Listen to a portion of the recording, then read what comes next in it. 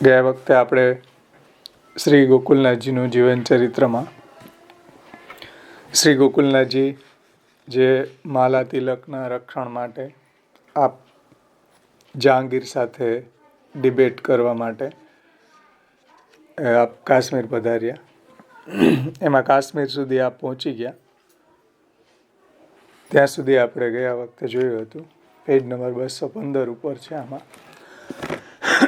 ત્યાર પછી આગળ વર્ણન કરે છે. પોતાના વૈભવશાળી મહેલમાં બાદશાહ સિંહાસન ઉપર સુખાસનમાં પ્રસન્ન મુખ મુદ્રાએ બિરાજમાન હતા. તે સમયે તેમની સમક્ષ ધર્મ ધુરંધર પ્રતાપી વૈષ્ણવોના પ્રાણ શ્રી ગોકુલેશ પ્રભુ અંદર પધાર્યા. તેમણે શિષ્ટાચાર મુજબ 9 રૂપિયા શ્રીફળ અને પવિત્રો હાથમાં લઈ બાદશાહને સમર્પિત કર્યા અને અતિ પ્રસન્ન મુખ મુદ્રાએ દિલ્હીશ્વરને આશીર્વાદ આપ્યા. શ્રીહસ્તમાંથી સારંગદેવે મર્યાદા સહિત, એટલે એનો જે પ્રધાન બીજો સારંગદેવ અને એક ઓલો આસફ ખાન એ બે એના પ્રધાનો છે.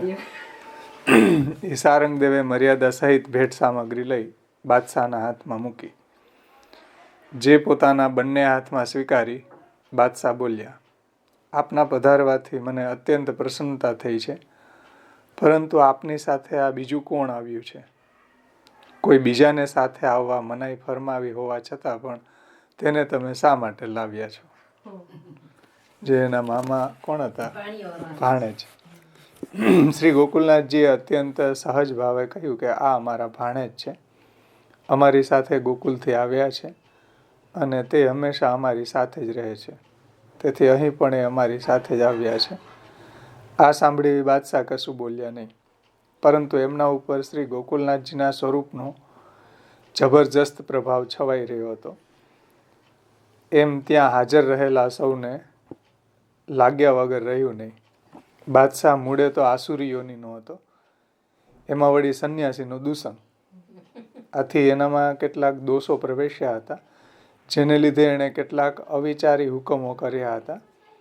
ધર્મપ્રાણ શ્રી ગોકુલેશજીએ સૌ પ્રથમ પોતાનું પવિત્ર આપી બાદશાહના એ દોષને દૂર કર્યા. આ આસુરીનો સંગ હતો એના. વળી રાજ્યાધિકારને કારણે જે સ્વાભાવિક રીતે જ બાદશાહ રાજસ પ્રકૃતિનો હતો, તેથી રાજસ રૂપિયા 9 રૂપિયા વડે એના રાજસ ભાવને હરી લીધા. પવિત્રા વડે એનો જે દુસંગ દોષ હતો એને નિવૃત્ત કર્યો, અને રાજા હોવાથી એનો જે રાજસ ભાવ છે અને રૂપિયા પણ રાજસ છે, એટલે એ રૂપિયા દ્વારા એનો રાજસ ભાવને હરી લીધો. ઉપરાંત શ્રીફળ આપે બંને ફલ સિદ્ધ કર્યા. આ પ્રમાણે બાદશાહના સ્વાભાવિક તેમજ સંઘજનિત દોષને દૂર કરી, એટલે બાદશાહનો જે સ્વાભાવિક દોષ રાજસપણું અને સંઘજનિત દોષ એટલે સંન્યાસીનો દૂષણ, આ બે દૂર કર્યું. શ્રીફળ આપી અને એ બેને બંનેના ફલને સિદ્ધ કર્યા. તો સંઘજનિત દોષને દૂર કરી પ્રથમ તેને ફલને માટે લાયક કર્યો. શ્રીફળ દ્વારા. સત્સંગનો પ્રભાવ સદા સર્વદા આવો શુભ જ હોય છે.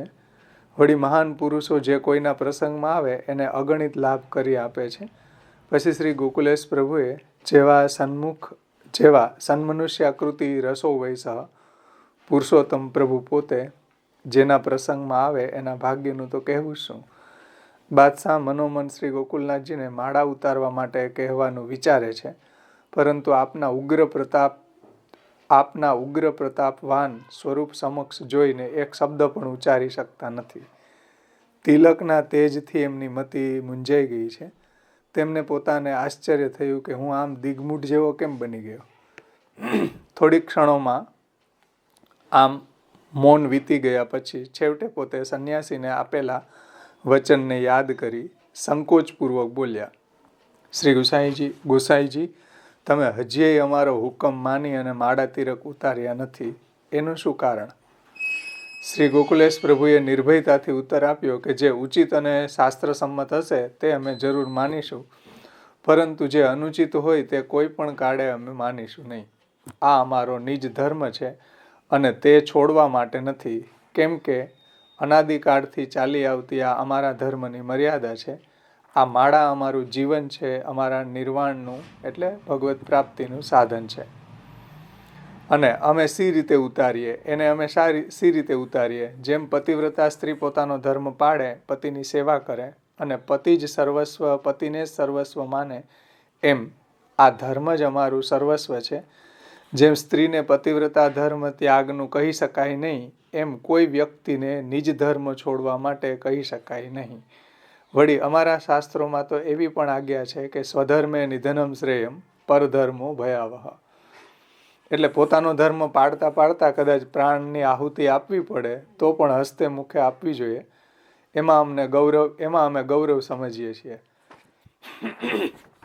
અમારી શાસ્ત્રસંમત પરંપરા પ્રમાણે અમે 4 વર્ણ અને 4 આશ્રમની જીવન વ્યવસ્થા વિગતવાર વર્ણવેલી છે. એમાં ચોથા આશ્રમ સંન્યાસ્ત વખતે જનોઈને ત્યાગ કરવાનો હોય છે, પરંતુ માળાનો ત્યાગ કરવાનો કોઈ શાસ્ત્રમાં આદેશ નથી. એટલે સંન્યાસ આશ્રમની અંદર આ જે ધર્મો છે, બ્રાહ્મણના, બ્રહ્મચર્યના, ગૃહસ્થના, એમાં જનોઈ વગેરે જે છે એ પણ ત્યાગ કરી દેવામાં આવે છે. પણ કંઠીની માલા છે એ તો જ્યારે દેહ છૂટે તો એને ભેગી બાળવામાં આવે ન, એને માલા સહિત કે ભાઈ આખી જિંદગી જેને કંઠીની માલા પહેરી હોય તો અગ્નિ સંસ્કાર વખતે પણ એને માળા સાથે એને અગ્નિ સંસ્કાર કરવાના, કે ભાઈ આખું જીવન કર્યું તો અગ્નિ સંસ્કાર પણ માલા પહેરીને જ થવા જોઈએ. એટલો આપણે ત્યાં કંઠીનો આગ્રહ છે. શ્રી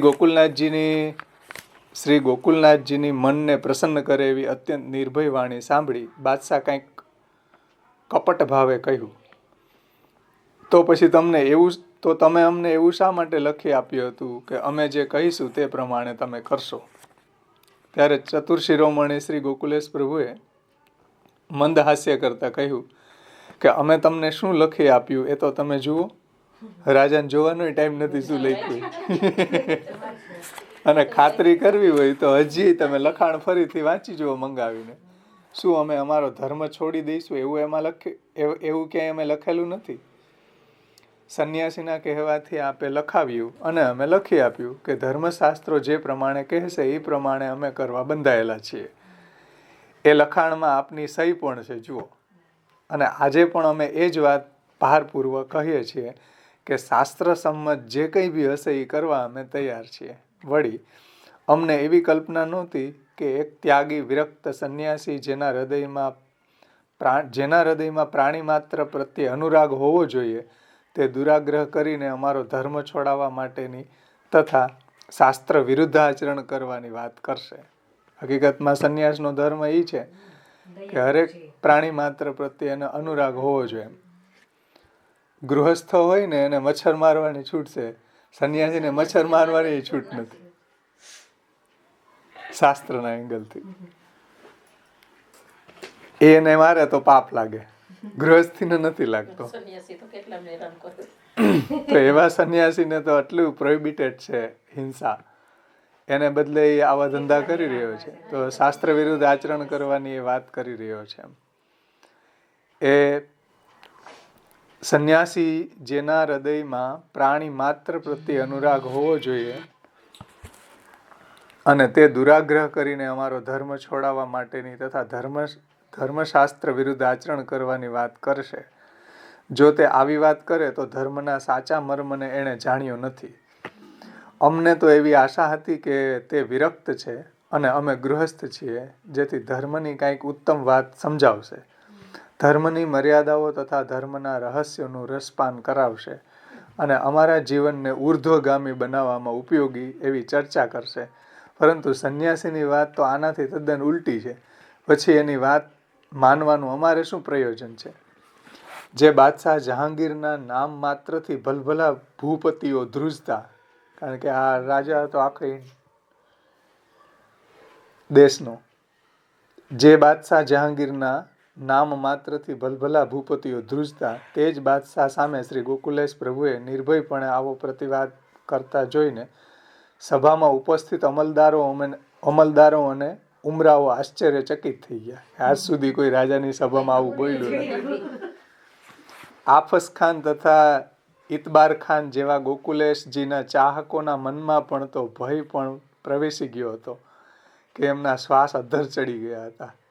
તેમને લાગ્યું કે કદાચ બાદશાહ ગુસ્સે થઈને કંઈક અનુચિત પગલું ભરી બેસશે તો અમે નાહકના મુસીબતમાં મુકાઈ જઈશું. તેથી તેઓએ ઈશારા કરી અને વારંવાર આપશ્રીને સંયમ રહેવા વિનંતી કરતા હતા, ઈશારો કરીને, ઇતબાર ખાન ને આફસ ખાન. પરંતુ ઉમરાવો જેમ જેમ વાર્તા તેમ તેમ શ્રી ગોકુલેશ વધારે ને વધારે જુસ્સાથી બોલવા લાગ્યા અને નિસંકોચ થઈ પોતાને જે કંઈ કહેવું હતું એ સર્વ કહી સંભળાયું. શ્રી ગોકુલેશજીના મનમાં એવું હતું કે આ ઉમરાવો એટલે આ બધા પ્રધાનો ને એની જે કેબિનેટ હતી એ ભલે વારવાનો પ્રયત્ન કરે, પરંતુ શા માટે ચૂપ રહેવું જોઈએ? આજે તક મળી છે ત્યારે જે કંઈ બી કહેવાનું છે તે જો ન કહીએ તો ફરી ફરી આવી તક ક્યારે મળવાની? ગોકુલથી કાશ્મીર ગયા એ કેવા જ ગયા હતા, એને સમજાવવા તો ગયા હતા નહીં. હવે ન સમજાવીએ તો અહીંથી ધક્કો માથે પડે ને. ચાલીને પધાર્યા. શ્રી ગોકુલેશજીએ પોતાના ધર્મના રક્ષણ અર્થે પોતે કેવા આગ્રહી ને અડગ છે તે વિશે બાદશાહને કહી સંભળાવ્યું. આમ પ્રગટ રીતે સાફ વાત કરીને આપશ્રીએ પોતાના દેહનો, કુટુંબનો, દ્રવ્યનો કે કોઈ પણ સ્વાર્થનો વિચાર કર્યો નહીં. જેમનું પ્રાગટ્ય કેવળ ધર્મના પોષણ અને રક્ષણ અર્થે થયું હતું તે જ્યારે પોતાના રહસ્યને પ્રગટ કરે ત્યારે તો શું બાકી રાખે? શ્રી ગોકુલેશ પ્રભુના નિર્ભયતાથી ઉચ્ચારાયેલા સ્પષ્ટ વચનો સાંભળીને બાદશાહ અત્યંત પ્રસન્ન થયા. એટલું જ નહીં, મનથી એમના ઉપર વારી ગયા. આમ તો ન કહેવાય. તેમને લાગ્યું કે સાચા માણસો જ આટલી નિડરતાથી અને નિસંકોચપૂર્વક આમ બોલી શકે. પોતે સંન્યાસીને વચન આપી બેઠા હતા તો એનો એમને હવે અફસોસ થવા લાગ્યો. આ સમયે ચોક પાછળ બેસીને બેગમ નૂરમહલ શ્રી ગોકુલેશ પ્રભુનું પરાક્રમ જોઈ રહી હતી અને મનમાં ખૂબ રાજી થઈ હતી. પરંતુ મર્યાદાને કારણે એક હરફ સુદ્ધા પણ ઉચ્ચારી શકે એમ ન હતી. એટલે એક ડિસિપ્લિન હતી, બેગમ વચ્ચે કંઈ ન કહી શકે એમ. શ્રી ગોકુલેશ પ્રભુને બાદશાહ પાસે પધાર્યાને ઘણો સમય થઈ ગયો હતો. હવે જેમ જેમ સમય વીતતો ગયો તેમ તેમ બહાર ઉભેલા વૈષ્ણવમાં ચિંતા અને વ્યાકુળતા વધવા લાગ્યા, કારણ કે 50-60 તો બહાર હતા. એને ચિંતા વધવા લાગી. જોકે સરદાર હરિદાસ તુંવાર એ બહાર આવી અને ધીરજ બંધાવી જતા હતા કે હજી ડિબેટ ચાલે છે, તમે શાંતિ રાખો. ઓલો જે વૈષ્ણવ હતા, હા, હરિદાસ તુંવાર, એ કંઠી બાંધતા. એ જે કાલે આપણે જોયું હતું ને કે ઓલાને ભરામણ કરીને ગયા કે પાછો આવું કે નહીં, મારા ઘોડા બોડા વેચીને દ્રવ્ય આવે, વૈષ્ણવને મનોરથ કરજો. એ કે એણે એમ કીધું કે હજી ડિબેટ ચાલે છે, તમે ધૈર્ય રાખવા. કશી ચિંતા કરશો નહીં, બાદશાહ સાથે વાતચીત ચાલુ છે. આમ તેઓ 5-7 વખત કહી ગયા. ઓલા 12, 50, 60 બધા વૈષ્ણવ હતા. અંદર બાદશાહને પોતાના વચનમાં બાંધછોડ કરવાની ઘડી આવી.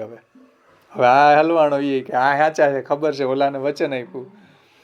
ત્યારે તેમનો રાજસ સ્વભાવ ઉછળી આવ્યો.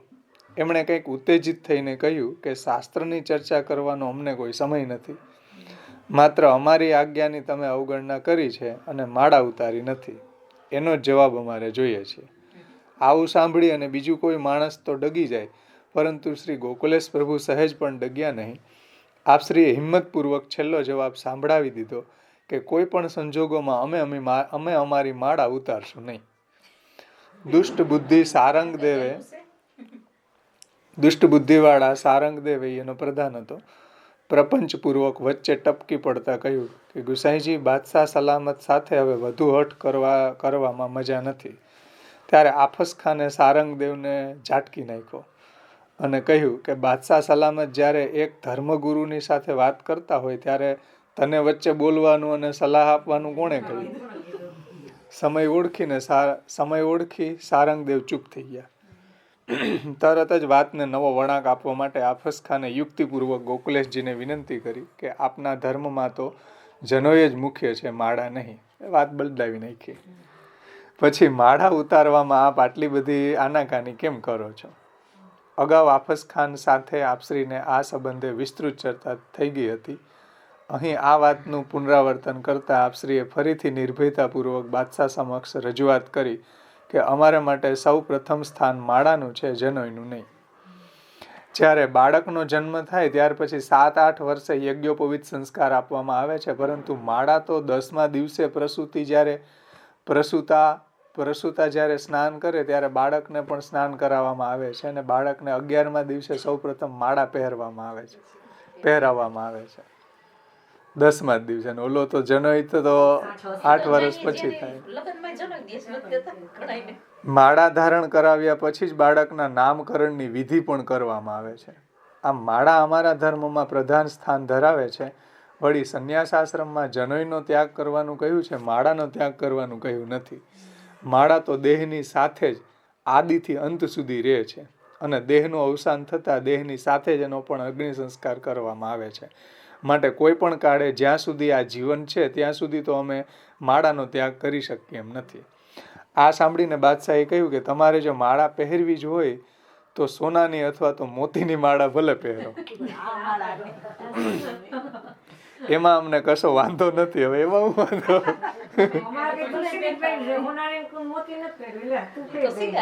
પરંતુ આ તુલસી કાષ્ટની માળા એવું તે શું દાટ્યું છે કે એનો ત્યાગ કરતા તમે આટલો બધો સંકોચ પામો છો? સોના અથવા મોતીની માળા, ગોકુલેશ પ્રભુએ કહ્યું કે સોના અથવા તો મોતીની માળા તો શૃંગાર અર્થે પહેરવામાં આવે છે, એની સાથે ધર્મને કાંઈ સંબંધ જ નથી. જ્યારે તુલસી કાષ્ટની માળાનો સંબંધ ધર્મ સાથે છે અને ધર્મ અમારું પ્રાણ છે. તો પછી રુદ્રાક્ષની માળા પહેરો. બાદશાહે કહ્યું રુદ્રાક્ષની માળા પહેરવાનું વિધાન અમારા વૈષ્ણવ ધર્મમાં નથી. ઉલટું વૈષ્ણવને રુદ્રાક્ષ પહેરવાનો શાસ્ત્રનો નિષેધ કર્યો છે. જ્યારે તુલસીની માળા ધર્મ વિહિત છે, આપશ્રીએ સ્પષ્ટતા કરી. પણ તમારે આ માળા તો ઉતારવી જ પડશે. ખોટી હઠ ન કરશો, ધીરજપૂર્વક વિચારી જુઓ, અથવા અમારા હુકમના અનાદરનું પરિણામ ભોગવવા તૈયાર રહો, એવું બાદશાહ કહ્યું. બાદશાહના આવા અંતિમ અને ભયસૂચક વાક્ય સાંભળી સૌ લોકો એકદમ ગભરાઈ ગયા.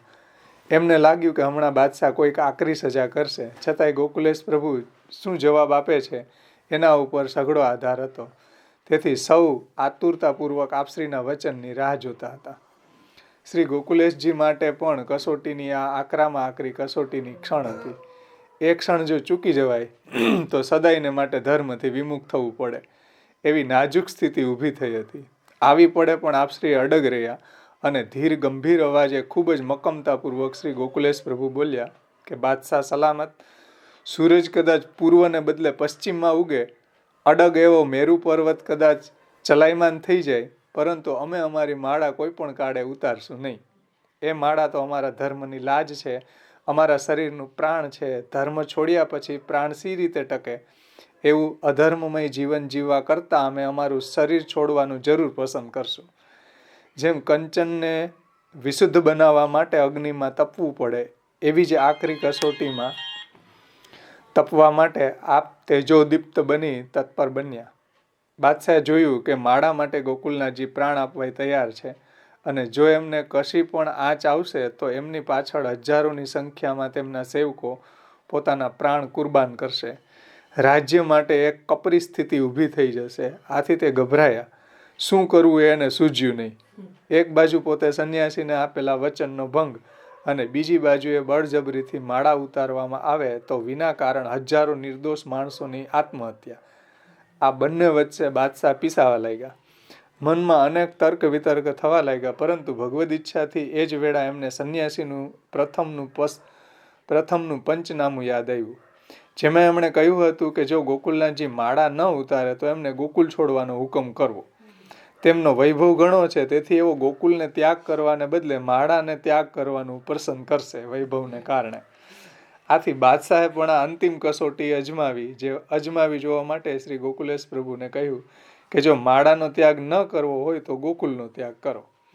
જે મારું છે, જે સારું તે તમારું. અમારે હવે વિશેષ કંઈ કહેવું હવે સાંભળવું નથી, એવું અહીંયા કીધું બાદશાહે. ધર્મપ્રાણ શ્રી ગોકુલેશ પ્રભુએ આ પડકાર પણ ઝીલી લીધો. આપશ્રીએ કહ્યું કે અમારે ઘરનું શું કામ છે, અમે ગોકુલ છોડવા તૈયાર છીએ. અમારે તો ધર્મ સચવાશે, એટલે કે સઘળું સચવાશે. ધર્મ વિનાનું જીવન અમારા માટે નકામું છે.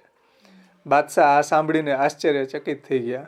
ગોકુલેશજી કશે આનાકાની વગર માળાનો ત્યાગ કરવાને બદલે ગોકુલનો ત્યાગ કરવા તૈયાર થયા છે. ત્યારે તેમને સંપૂર્ણપણે ખાતરી થઈ ગઈ કે તેમનો ધર્મ સાચો છે અને સંન્યાસી એમને નાહક હેરાન કરે છે.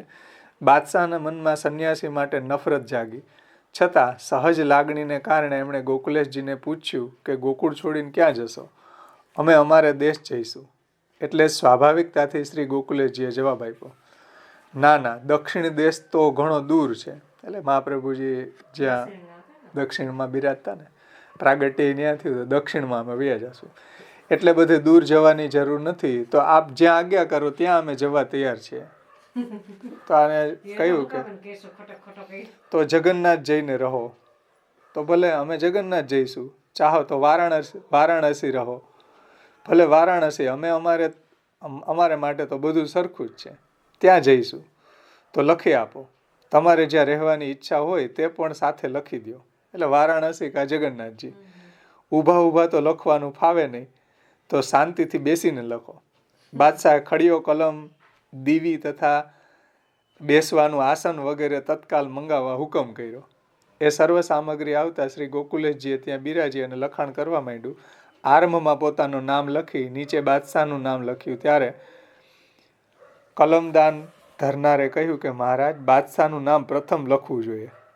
આથી તે લખાણ રદ કરી બીજી વખત લખવાનું આરંભ. બીજી વખત પણ એ જ ભૂલનું પુનરાવર્તન થયું. આથી ત્રીજી વખત લેખ લખવાની જરૂર પડી. શ્રી ગોકુલેશજીને હંમેશા પોતાનું નામ પ્રથમ લખવાની ટેવ હતી. એને લીધે જ આમ બનવા પામ્યું. આખરે આપશ્રીએ લખાણ કર્યું અને શાસ્ત્ર સંમત અને વેદ વિહિત એવા જે ધર્મનું અમે પાલન કરીએ છીએ તે ધર્મ સહિત અમે રાજી ખુશીથી વારાણસી જઈને રહીશું. કલમદાને સદર લેખ બાદશાહ સામે ધર્યો. ત્યારે આશ્ચર્ય સહિત બાદશાહ 2 વાર બોલી ઉઠ્યા, શું તમે લખી દીધું? એવી રીતના શું તમે લખી દીધું એમ 2 વખત બોલ્યા. આમ આશ્ચર્ય ભાવથી બાદશાહથી પૂછાઈ ગયું. એનું એક જ કારણ છે કે ધર્મનું પ્રતીક ગણાતી તુલસી કાષ્ટની માલા ખાતર લાખો કરોડો રૂપિયાનો વૈભવ છોડવાનું આ પ્રમાણે કશા જ સંકોચ વગર અને એમ છતાં પણ ગૌરવભેર આનંદથી કોણ લખી આપી શકે? બાદશાહ જે માળાને 2 દમડીની ગણતા હતા, એ માળાને ખાતર ગોકુલેશ પ્રભુ જ્યારે પોતાનું સર્વ સુખ અને બધો વૈભવ, સાધન, સંપત્તિ એક ક્ષણવારમાં છોડી દીધા અને પોતાનો ધર્મનો ટેક, પોતાની સત્યતા અને ધન વૈભવ આદિ પદાર્થો તરફનો પોતાનો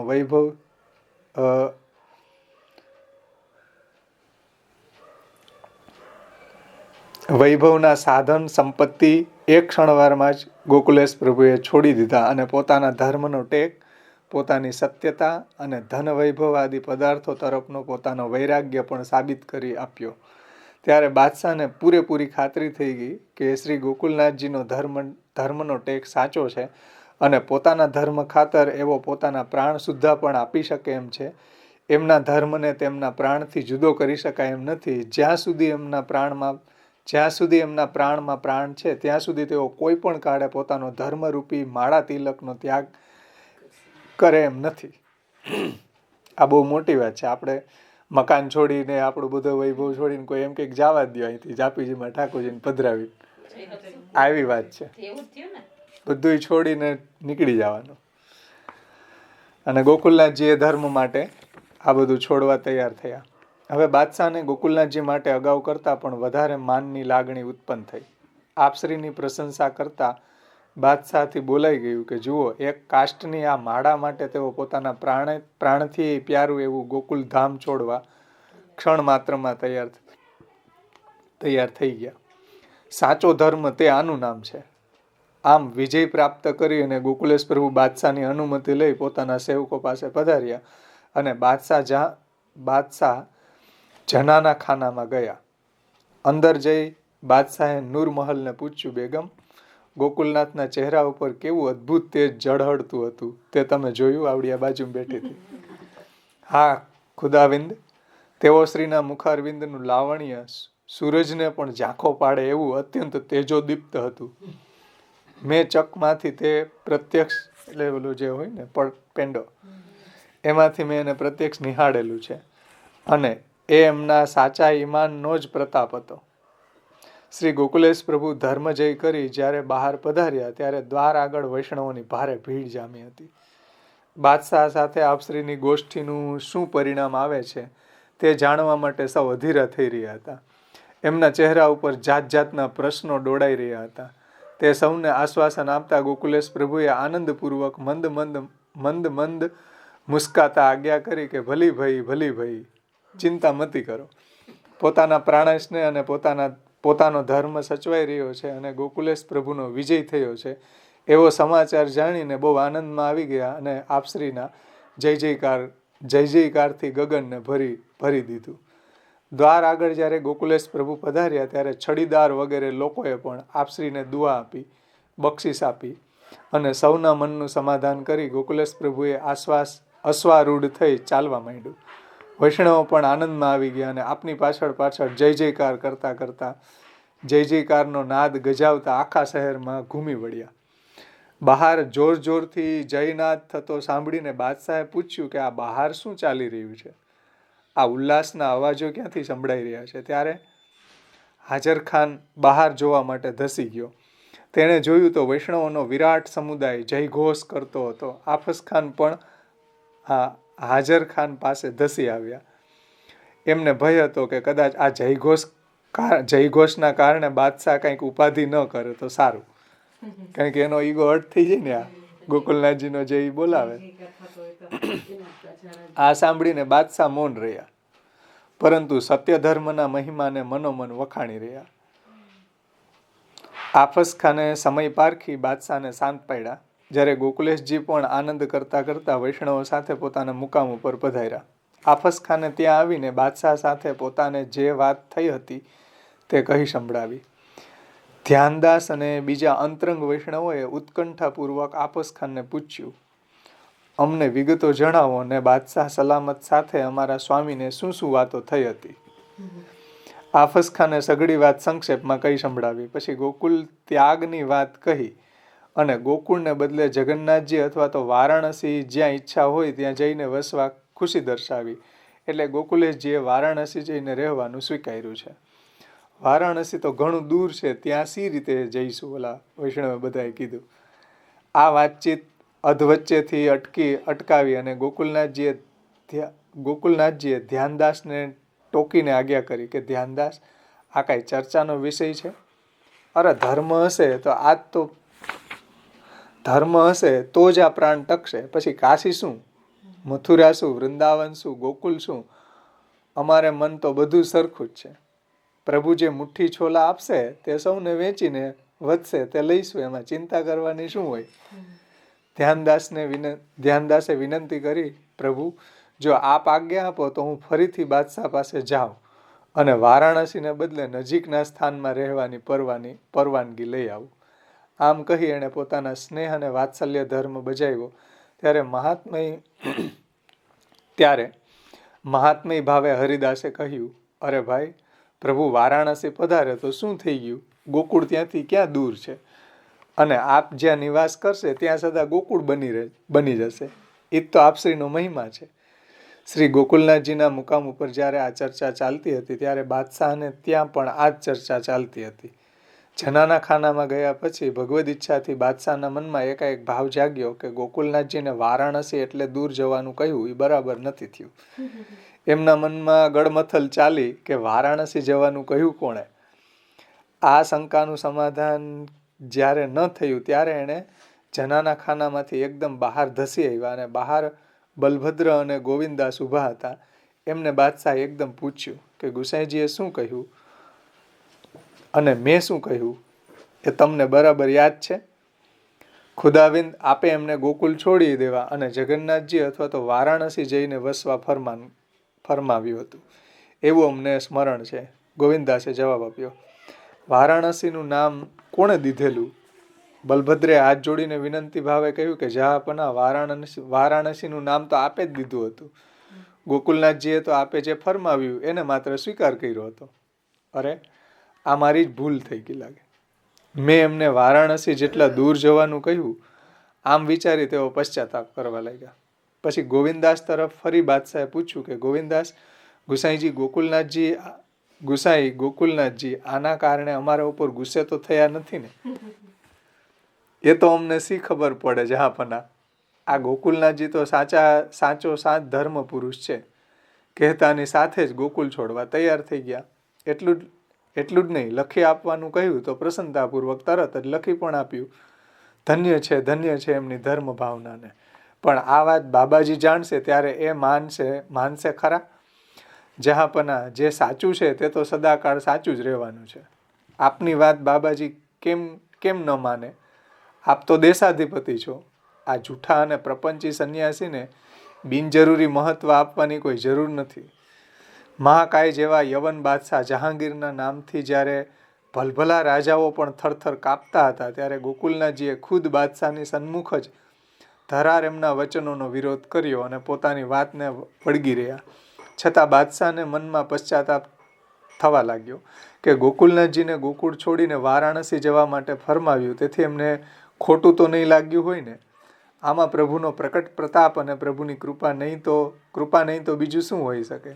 સર્વસમર્થ પ્રભુ માટે અશક્ય પણ કાંઈ ન હોય. શ્રી ગોકુલેશજીએ મુકામ ઉપર એકત્ર વૈષ્ણવને શાંત પાડી અને પોતપોતાને ઘેર જવા આજ્ઞા કરી. પછી સ્પર્શ દોષનું નિવારણ કરવા માટે સ્નાન સંધ્યાથી પરવારીને ભોજન લીધું અને રાત્રે ત્યાં જ વિશ્રામ કર્યો. બીજે દિવસે બાદશાહ મૃગ્યા ખેલવા માટે ગયા. શ્રી ગોકુલેશજી પણ વિદાયગીરી લેવા માટે આફસ ખાન પાસે પધાર્યા. આફસ ખાન આપને પધારેલા જોઈને શરમનો માર્યો નીચું જોઈ ગયો. એણે કહ્યું કે મહારાજ, ક્ષમા કરજો, અમારા હોવા છતાંય આપને શ્રી ગોકુલનો ત્યાગ કરવાની સ્થિતિ આવી અને અમે કશું કરી શક્યા નહીં. આફસ ખાન, આ શું બોલ્યા છો? એમાં તમારો સહેજ પણ દોષ નથી. અમારો ધર્મ સચવાયો છે, એ શું ઓછું છે? ગોકુળ છોડવું પડે એનો અમને કોઈ રંજ નથી. અમારો તો વિજય જ થયો છે. પરંતુ એક વાતનો હજી અમને વસવસો છે કે અમે તો વારાણસી જઈને રહીશું, પરંતુ સંન્યાસી અમારો કેળો નહીં મૂકે. એ પણ અમારી પાછળ વારાણસી અને ત્યાં ફરી પાછી ઉપાધિ ઊભી કરશે, તો પછી આપ સોરમજી જઈને રહો, એવું આને આફસ ખાને કહ્યું. કેમ કે બાદશાહે તો ગોકુળ સિવાય જ્યાં પણ આપની ઈચ્છા હોય ત્યાં રહેવા માટે પ્રસન્નતા દર્શાવી જ છે. આફસ ખાને વિનંતી કરી ગોકુલનાથજીને, પણ અમે વારાણસી જઈને રહેવાનો લેખ કરી આપ્યો છે અને એમાં ફેરફાર ન થાય ત્યાં સુધી સોરમજી રહેવાનું ઉચિત નથી, એવું ગોકુલનાથજીએ કહ્યું. ત્યારે આફસ ખાને કહ્યું કે મહારાજ, બાદશાહ તો શિકારે ગયા છે, ખબર નહીં જ્યારે પાછા ફરશે આપ આપના સેવકને અહીં મૂકતા જાઓ. બાદશાહને કહીને હું સોરમજી નિવાસ માટે લેખ તૈયાર કરીને મોકલાવી દઈશ. આફસ ખાનની સોરમજીની આ બાજુમાં જ છે, ગોકુલથી નજીક જ છે સાવ. કૃષ્ણદાસના ગુરુ રહેતા ને મેઘરના સોરમજી, કૃષ્ણદાસી એના ભેગા ત્યાં રહેતા. શ્રી મહાપ્રભુજી સોરમજી પધાર્યા. આફસ ખાનની આ વાત ગોકુલેશજીને ઉચિત લાગી. તેથી આપશ્રીએ અનંતદાસને કાશ્મીરમાં રોકાવાનું નક્કી કરી આફસ ખાનની વિદાય માંગી. આફસ ખાને બે હાથ જોડી મસ્તક નમાવી આપશ્રીની કૃપા યાચતા વિનંતી કરી કે શ્રી કૃષ્ણ આપની સદાય સહાય કરો. શ્રી ગોકુલેશજીએ પણ આપને આશીર્વાદ આપી અને પ્રસન્નતાપૂર્વક મુકામ ઉપર પાછા પધાર્યા. શ્રી ગોકુલેશજી આસો વદ ત્રીજના દિવસે ગોકુલ તરફ પાછા પધારવાનો વિચાર કરતા હતા. એવામાં જ વડોદરાના પરમાનંદ જોશી, જે ઔદિત્ય બ્રાહ્મણ હતા અને ખાનજાદાની જન્મોત્રી કરવા માટે એને બાદશાહે તેડાવ્યા હતા. ખબર નહીં આ ખાનજાદાની જન્મોત્રી કોઈ છે એનો છોકરો, એની જન્મોત્રી કરવા માટે એને બાદશાહ તેડાવ્યા હતા. એ ત્યાં આવી પહોંચ્યા. એમણે સમાચાર જાણીને ગોકુલેશજીને વિનંતી કરી કે આપ આટલે સુધી આવ્યા છો તો હવે હું આપને જે મુહૂર્ત આપું એ દિવસે અહીંથી વિજય કરો. જોશીજી, અહીંથી જટ પહોંચવા માટે અમે ગોકુલથી અમૃત ઘટિકા જોઈ નીકળ્યા હતા અને હવે અહીંથી પણ એ જ પ્રમાણે અમૃત ઘટિકા જોઈને પ્રસ્થાન કરવાનો વિચાર છે, કારણ કે અમારે શક્ય હોય એટલું જલ્દીથી ગોકુલ પાછા પહોંચવું છે. મહારાજ, જો અનિવાર્ય ન હોય તો થોડાક સમય માટે આપ આગ્રહ જતો કરો અને ગ્રહ નક્ષત્ર આદિનો વિચાર કરી હું જે મુહૂર્ત આપું એ પ્રમાણે અહીંથી પ્રસ્થાન કરો તો વધારે ઉચિત છે. શ્રી ગોકુલેશ પ્રભુએ જોશીજીનું વચન માન્ય રાખ્યું. પંચાંગ જોઈ જોશીજીએ આસોવદ દસમના દિવસે પ્રથમ પ્રહરમાં કાશ્મીરથી વિજય કરવાનું મુહૂર્ત કાઢી આપ્યું. શ્રી ગોકુલેશજીને આના કારણે વધુ 7 દિવસ કાશ્મીરમાં રોકાવાનું થયું. તેથી ત્યાંના વૈષ્ણવોને ઘણો આનંદ પામ્યા અને ઉપરા ઉપરી પધરામણીઓ ચાલવા માંડી અને ઘણા લોકોએ સેવા તથા દર્શન આદિનો લાભ લીધો. એટલે બધાએ ગોકુલનાથજીને પોતાના ઘરે પધરાવી જતા હતા. ત્યાં કાશ્મીરમાં ઘણા વૈષ્ણવો રહેતા હશે ત્યારે. નૂરમહલનો દિવાન દુર્ગાદાસ કાયસ્થ પણ દરરોજ રાત્રે આપશ્રીના દર્શન કરવા માટે મુકામે આવતો. એક દિવસ આપશ્રીની સેવામાં ઘણા બધા વૈષ્ણવોને જોઈને દુર્ગાદાસથી પૂછાઈ ગયું, મહારાજ આ બધા સેવકો ક્યાંના છે? તો કે એ બધા ગુજરાતના છે અને અમારી સાથે જ આવ્યા છે સેવામાં. આ સાંભળીને દુર્ગાદાસ આશ્ચર્યચકિત થઈને બોલ્યા કે મહારાજ અહીં તો 5000 જેવા અમલદાર પણ 10 માણસથી વધુ સેવકોને પોતાની સાથે રાખી શકતા નથી અહીંયા કાશ્મીરમાં. તો પછી આટલા બધા માણસોને સાથે લાવી આપે પ્રવાસ કર્યો તો એનું ભોજન વગેરે માટે મોટો ભારે ખર્ચ તમને કરવો પડ્યો હશે. તો ગોકુલનાથજીએ કીધું કે ના દુર્ગાદાસ, એ બધા એમને પોતાના ખર્ચે આવ્યા, તેમને ખર્ચ અમારે આપવો પડતો નથી. તેઓ સૌ સ્વેચ્છાએ અને પોતાના ખર્ચે પોતપોતાના ખર્ચે અમારી સાથે આવ્યા છે. એ સેવકો અમારી પાસેથી એક પાઈ પણ લેતા નથી. એટલું જ નહીં, બીજા કોઈનું પણ કશું લેતા નથી. આવા સ્વાશ્રયી, સ્વમાની, અપરિગ્રહી અને સેવાભાવી છે અમારા ગુજરાતી વૈષ્ણવો. ગોકુલનાથજીએ કીધું.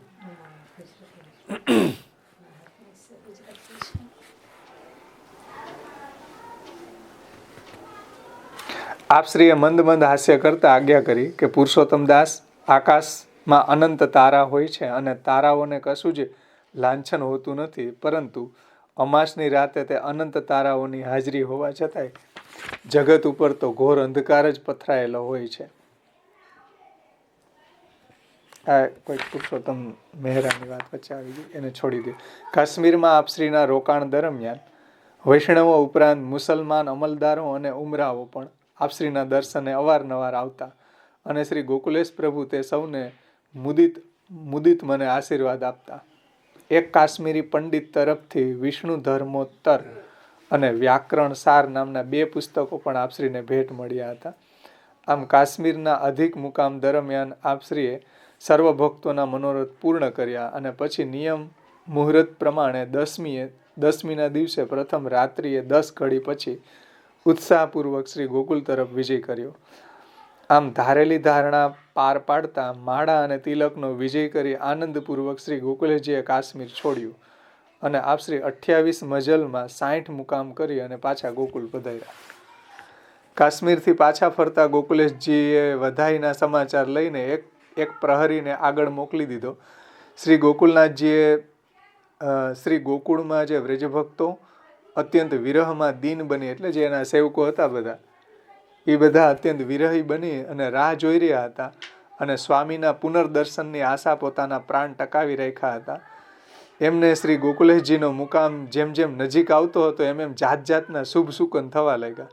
સમાચાર લઈને પ્રહરી કારતક વદ દસમને શ્રી ગોકુલેશ આવી પહોંચ્યા અને એણે વધાઈ આપી. પ્રહરીને યોગ્ય ભેટ, વસ્ત્ર આદિ આપી પ્રસન્ન કર્યા અને ત્યાં સમાચાર જાણવામાં આવેલા વૈષ્ણવોએ પણ યથાશક્તિ વધાઈ આપી. શ્રી ગોકુલનાથજી નંદીશ્વરથી વિજય કરી અને એકાદશીની પાછલી 6 ઘડી રાત્રિ રહેતા શ્રી દ્વાર લીલા સ્થળે પધાર્યા. શ્રી ગોકુલનાથજીને માર્ગમાં સમાચાર મળી ગયા કે વિઠ્ઠલરાયજીને ત્યાં શ્રી યમુના બેટીજીનું પ્રાગટ્ય થયું છે. આથી આપ શ્રી પાછા પધાર્યા ત્યારે પિંડરું હોવાથી સ્નાન કરવાથી પ્રયોજન નહીં સરે એમ જાણી અને સીધા જ ગિરિરાજજી ઉપર પધાર્યા. ત્યાં લક્ષ્મીદાસે લાડણ મુખ્યાને કહ્યું કે શંખનાદ કરો. લાડણ મુખ્યો હશે ત્યારે લાડણે કહ્યું કે હજુ તો ઘણી વાર છે. ત્યારે લક્ષ્મીદાસે કહ્યું કે લાડણ, તું તો ગમાર જ રહ્યો. મને એમ હતું કે પુષ્ટિના મર્મને તું જાણતો હોઈશ, પણ હજી તું કોરો ને કોરો જ રહ્યો. શ્રી વલ્લભજી શ્રી ગોકુલેશ પ્રભુ જ્યારે સહેજે અહીં પધારી રહ્યા છે ત્યારે પણ શ્રીનાથજી સામા પધારે તો પછી આજે જ્યારે દિગ્વિજય જેવું મહાપરાક્રમ કરીને કાશ્મીરથી પાછા પધાર્યા છે ત્યારે શું શ્રીનાથજી પોઢી રહ્યા હોય? અરે મૂરખ, એ તો ક્યારનાય વધાઈ લઈને સામા પધાર્યા હશે. આ તો તને સંપ્રદાયની પરંપરા મુજબ શંખનાદ કરવાનું કહ્યું. શ્રીનાથજી કાંઈ તારા શંખનાદની રાહ જોઈ રહ્યા નથી. લાડણે શંખનાદ કર્યો અને શ્રી ગોકુલેશજીએ માર્ગની મર્યાદા પ્રમાણે શ્રી ઠાકોરજીને દંડવત પ્રણામ કરી ઝાંખી કરી અને મનમાં તો શ્રી ગોકુળ જવાની જ આરતી હતી. છતાં પણ ધર્મરક્ષક શ્રી ગોકુલેશ પ્રભુ મર્યાદા સાચવવા જ અને પોતાના દાદાભાઈને મળવા માટે જ અહીં પધાર્યા હતા. એટલે ગિરધરજી ન્યા હતા. અહીંથી તરત જ આપશ્રીએ શ્રી ગોકુલ તરફ પ્રસ્થાન કર્યું. આ બાજુ હરિભાઈ, રઘુનાથદાસ, લીંબજીભાઈ આદિ વૈષ્ણવો શ્રી ગોપાલ, શ્રી વિઠ્ઠલેશરાયજી વગેરે કુટુંબીજનો શ્રી ગોકુલેશ પ્રભુને પધરાવવા માટે સામા ગયા અને શ્રી યમુનાજીના સામે પાર ખીરકમાં આવી અને પ્રતીક્ષા કરવા લાગ્યા. આપશ્રી ત્યાં પધાર્યા ત્યારે શ્રી ગોપાલ તથા વિઠ્ઠલરાયજીને ઉલ્લાસપૂર્વક છાતી સરખા ચાપ્યા ગોકુલેશે. તે વખતે ત્યાં એકત્રિત ભક્તજનોના અંગ અંગમાં આનંદનો ઓઘ ઉમટી રહ્યો હતો. પછી વિસ્તારક નાવમાં બિરાજી, મોટી નાવમાં બિરાજી યમુનાજી પાર કરી પરિવાર અને ભક્તજનોના મોટા સમુદાય સાથે યશોદા ઘાટ જઈ અને જગમોહનમાં પધાર્યા. શ્રી ગોકુલેશ પ્રભુ જ્યારે મંદિરે આવી પહોંચ્યા ત્યારે રાજભોગનો સમય હતો. આપ શ્રી પ્રભુના દર્શન કરી ભીતર પધાર્યા. ત્યાં વહુજીને મળી તેમને આશીષ આપી અને પછી બેટીજીઓના શ્રી મસ્તકે શ્રી હસ્ત ફેરવી શ્રી ગોકુલેશજી બેઠકમાં પધાર્યા. ત્યારે સૌ વૈષ્ણવો કાશ્મીરના સમાચાર જાણવા માટે ત્યાં ઉત્સુકતાપૂર્વક બધા ભેગા થઈ ગયા. આપશ્રીએ તે સૌને સઘળા સમાચાર કહ્યા. ધર્મને ખાતર ગોકુલ છોડવાની વાત જાણી વૈષ્ણવો કહેવા લાગ્યા કે કૃપાના ધર્મ બચ્યો એ જ સઘળું બચ્યું. પછી ગામની તે સી વિસાત, આપ જ્યાં બિરાજશો ત્યાં જ ગોકુળ પ્રગટ થઈ જશે. અને આમે ગોકુલનો મતલબ જ થાય હરતું ફરતું ટેમ્પલ, હરતું ફરતું ગામ, એનું નામ ગોકુલ. ઠાકોરજી કઈ એક જગ્યાએ નહોતા બિરાઈ જાય, આખા વ્રજની અંદર જ્યાં બિરાઈ જાય ત્યાં ગોકુલ થઈ જતું હતું. ઉત્થાપનનો સમય થતાં શ્રી ગોકુલનાથજી સ્નાન કરવા માટે જલગરામાં પધાર્યા. ત્યાં પુષ્પાવતી બાઈએ આપને પવિત્ર પહેરાવ્યું અને ઉત્થાપન પછી શ્રી ગોકુલેશજી પુત્ર તથા પરિવાર સાથે એકાદશીનો ફલાહાર કરી બેઠકે પધાર્યા. ત્યાં ઉપસ્થિત સૌ વૈષ્ણવોને આપશ્રીને ભેટ પહેરામણી કરી. કાશ્મીરથી પધાર્યા પછી ગોકુલેશજીએ ગોકુલમાં દીપોત્સવ મનાવ્યો અને તે દિવસે શયન આરતી પછી સેવક વૃંદ સાથે યમુનાજી ઉપર ખીરકમાં પધાર્યા. સવારે મંદિરમાં આવી ગોવર્ધન પૂજા કરી અને ફરી પાછા ખીરકમાં પધાર્યા અને ત્યાં ગોવાળોએ કરેલા ગોવર્ધનની પૂજા કરી, કુંવારો સમર્પિત કર્યો. શ્રી ગોકુલેશજીએ તમામ ગોવાળોને માથે શ્રી હસ્તે પાગ બાંધી. ગોકુલનાથજીએ તમામ ગોવાળોને માથે શ્રી હસ્તે પાગ બાંધી તથા એક કોરો મલરો, 5 ઠોર અને 5 ઠોર પકવાનના અને 5% રોકડા તથા પાનના બીડા આપ્યા. પછી ગાયોને ખેલાવી આપ મંદિરમાં પધાર્યા અને પ્રભુને અન્નકૂટ ભોગ ધર્યો. શ્રી ગોકુલેશજીએ બાદશાહને આપેલા વચન પ્રમાણે ગોકુલ છોડવાનો વિચાર કર્યો. જો કે ગોકુલ છોડ્યા પછી વારાણસી જવું કે સોરમજી એ હજી નિશ્ચિત ન હતું અને કાશ્મીરથી આફસ ખાન હજી સુધી કાંઈ સમાચાર આવ્યા ન હતા એના. પરંતુ અન્યત્ર જવાનું તો છે જ એમ માની અને આપશ્રીએ ગોકુલ છોડવાનું શુભ મુહૂર્ત જોડાવ્યું, જે કારતક સુદ 5મનું આવ્યું. આપશ્રીની આવી તૈયારી જોઈને કેટલાક વૈષ્ણવે પણ સાથે જવાનો ઈરાદો જણાવ્યો. ત્યારે આપશ્રીએ આજ્ઞા કરી કે અમારે તો અમારા કર્તવ્યના પાલન માટે ગોકુલ છોડવાનું છે, તમે બધા શાંતિથી અહીં રહો. ગોકુળ ગામ કાંઈ ખાલી થવાનું નથી. તમારે બધાએ અમારી સાથે શા માટે ગામ છોડીને આવવું જોઈએ? બધા વૈષ્ણવોએ કીધું કે કૃપાનાથ, આપના વિનાના ગોકુલમાં અમે રહીએ નહીં. જ્યાં અમારા સ્વામી બિરાજે ત્યાં જ અમે રહીએ અને ત્યાં સેવા કરીશું. અમારે મન તો જ્યાં આપ બિરાજો એ જ ગોકુલ છે. વૈષ્ણવોની આવી વાત સાંભળી ગોકુલેશ પ્રભુ સૌને ધીરજ આપવા માંડ્યા અને ગોકુળ છોડવાની તૈયારીમાં લાગ્યા. કારતક સુદ 5મને શુક્રવારે રાજભોગ સરાવી ગોકુલથી મુકામ ઉઠાવી મહાવનમાં ડેરા તંબુ નાખ્યા અને ત્યાં પ્રબોધિની એકાદશી અને દીપ માલિકાનો ઉત્સવ કરી 12ને દિવસે રાજભોગ પછી બ્રહ્માંડ ઘાટે મુકામ કર્યો. અહીં આપ 20 દિવસ બિરાજ્યા. તે દરમિયાન એક વખત ગોવર્ધનનાથજીના દર્શન પણ કરી આવ્યા. આ વાત જ્યારે ચિદ્રુપે જાણી ત્યારે એણે મનમાં વિચાર કર્યો કે ચાલો બાદશાહે આપેલું વચન તો પાડ્યું, પરંતુ એને પણ મનમાં ઘણો ખેદ હતો કે પોતાને કારણે ગોકુલનાથજીને ગોકુળ છોડવું પડ્યું. આથી મથુરાના કેટલાક ચોબાઓ અને ચૌધરીઓને બોલાવી સંન્યાસીએ ગોકુલનાથજી પાસે મોકલ્યા અને કેવડાવ્યું કે હું બાદશાહને લખી મોકલું છું કે તમારે બીજે ક્યાંય જવાની જરૂર નથી અને સુખપૂર્વક અહીં જ બિરાજો. પરંતુ ચૌધરી અને ચોબાજી જ્યારે આપશ્રીના તંબુમાં આવ્યા ત્યારે ત્યાંનું વાતાવરણ જોઈને આશ્ચર્યચકિત થઈ ગયા. આપશ્રીના તંબુમાં સૌ આનંદ વિભોર હતા. કોઈ ગ્રંથ ચર્ચા કરતા હતા તો કોઈ ગ્રંથ ઉપરની ટીકા વાંચતા હતા, કોઈ ગાતા કીર્તન ગાતા હતા તો કોઈ ખેલતા હતા. ચોબાજી આવી અને શ્રી ગોપાલને મળ્યા અને સંન્યાસીએ કહેવડાવેલા સમાચાર આપ્યા. ત્યારે ગોપાલે સ્પષ્ટ કહી દીધું કે તમે ભલે આવ્યા, પરંતુ શ્રી ગોકુલેશ પ્રભુ તમારી સંન્યાસીની કોઈ વાત માને એમ લાગતું નથી. છતાંય હું આપશ્રીને જણાવીશ. શ્રી ગોકુલેશજી વિશ્રામ લઈ ઉઠ્યા ત્યારે ચૌધરીએ આપને દંડવત પ્રણામ કરી અને સંન્યાસી તરફથી લાવેલા સમાચાર કહ્યા. આપશ્રીએ તરત જ આજ્ઞા કરી કે સંન્યાસીએ આવું કહેવડાવવાની શું જરૂર છે? શું અમે એમના કહેવાથી ગોકુળમાં રહેતા હતા અને તેના કહેવાથી ગોકુળ છોડ્યું છે? અમે તો બાદશાહ સમક્ષ સ્વેચ્છાએ સ્વીકાર્યું છે કે ગોકુળ છોડીશું ને અમારી મરજીથી છોડીએ છીએ. સંન્યાસી બાદશાહને લખીને મોકલે કે ન મોકલે એનાથી અમારે શું લેવાનું છે? પછી ચૌધરી તથા ચોબાજીને પ્રસાદ વગેરે આપીને રજા આપી. ચોબાજી તરફથી ગોકુલનાથજીએ કહેલા સમાચાર સાંભળી ચિદ્રુપ ભોઠો પડી ગયો. પોતાના અપમાનનો બદલો લેવા એ બોલી ઉઠ્યો કે તો પછી ગોકુળનાથજી પણ ભલે જોઈ લે કે હું કોણ છું.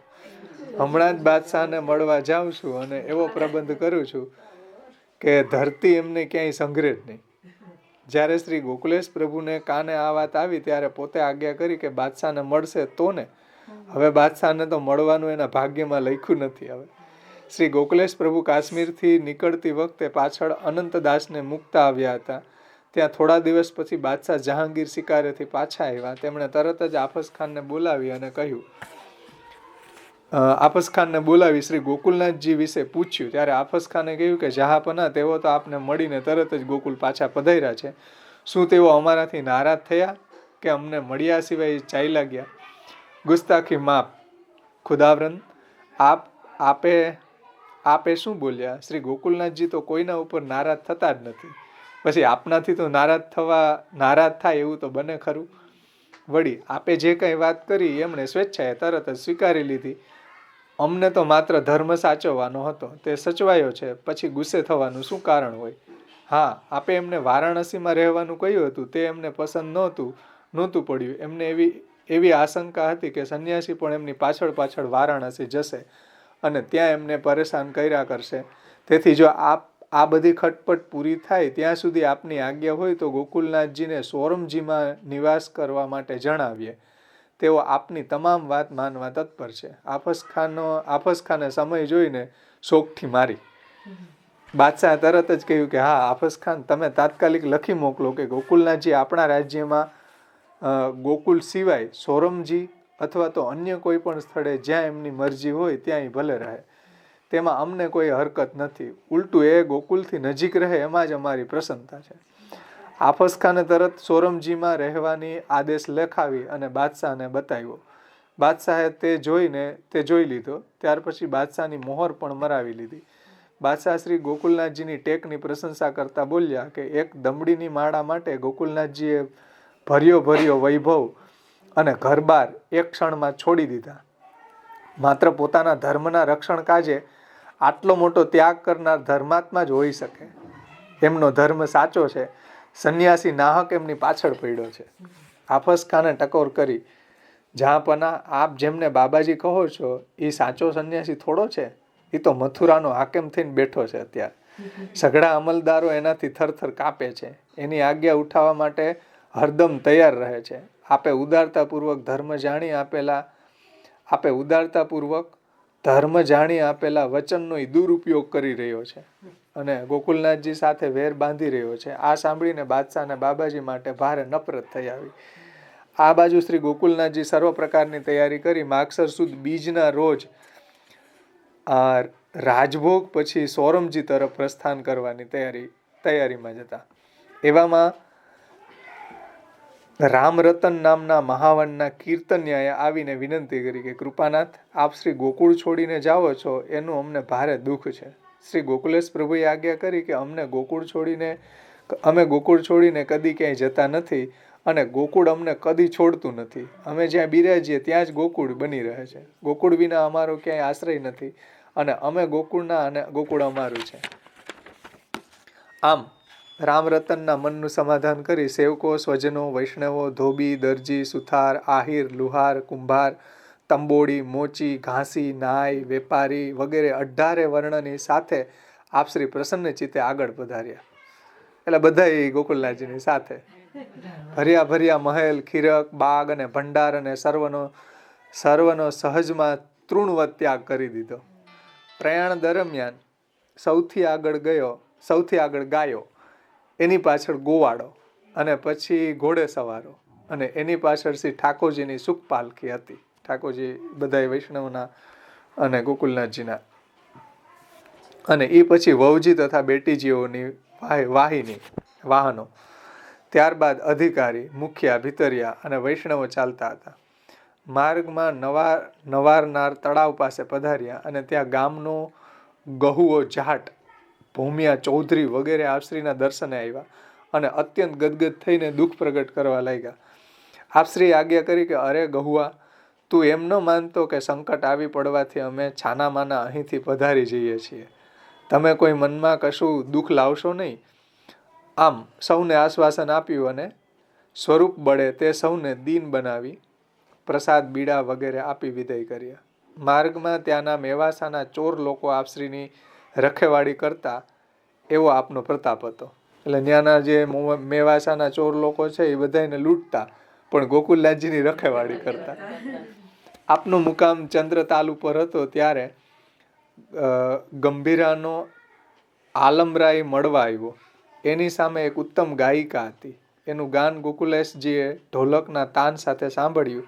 ત્યાંથી આગળ વાતે ગાતે વિજય કરતા પ્રયાણ કરી રહ્યા હતા.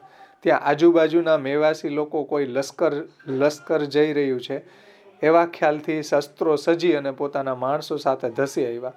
પરંતુ નજીકમાં આવતા ખબર પડી કે ગોકુલેશ પ્રભુ પધારી રહ્યા છે.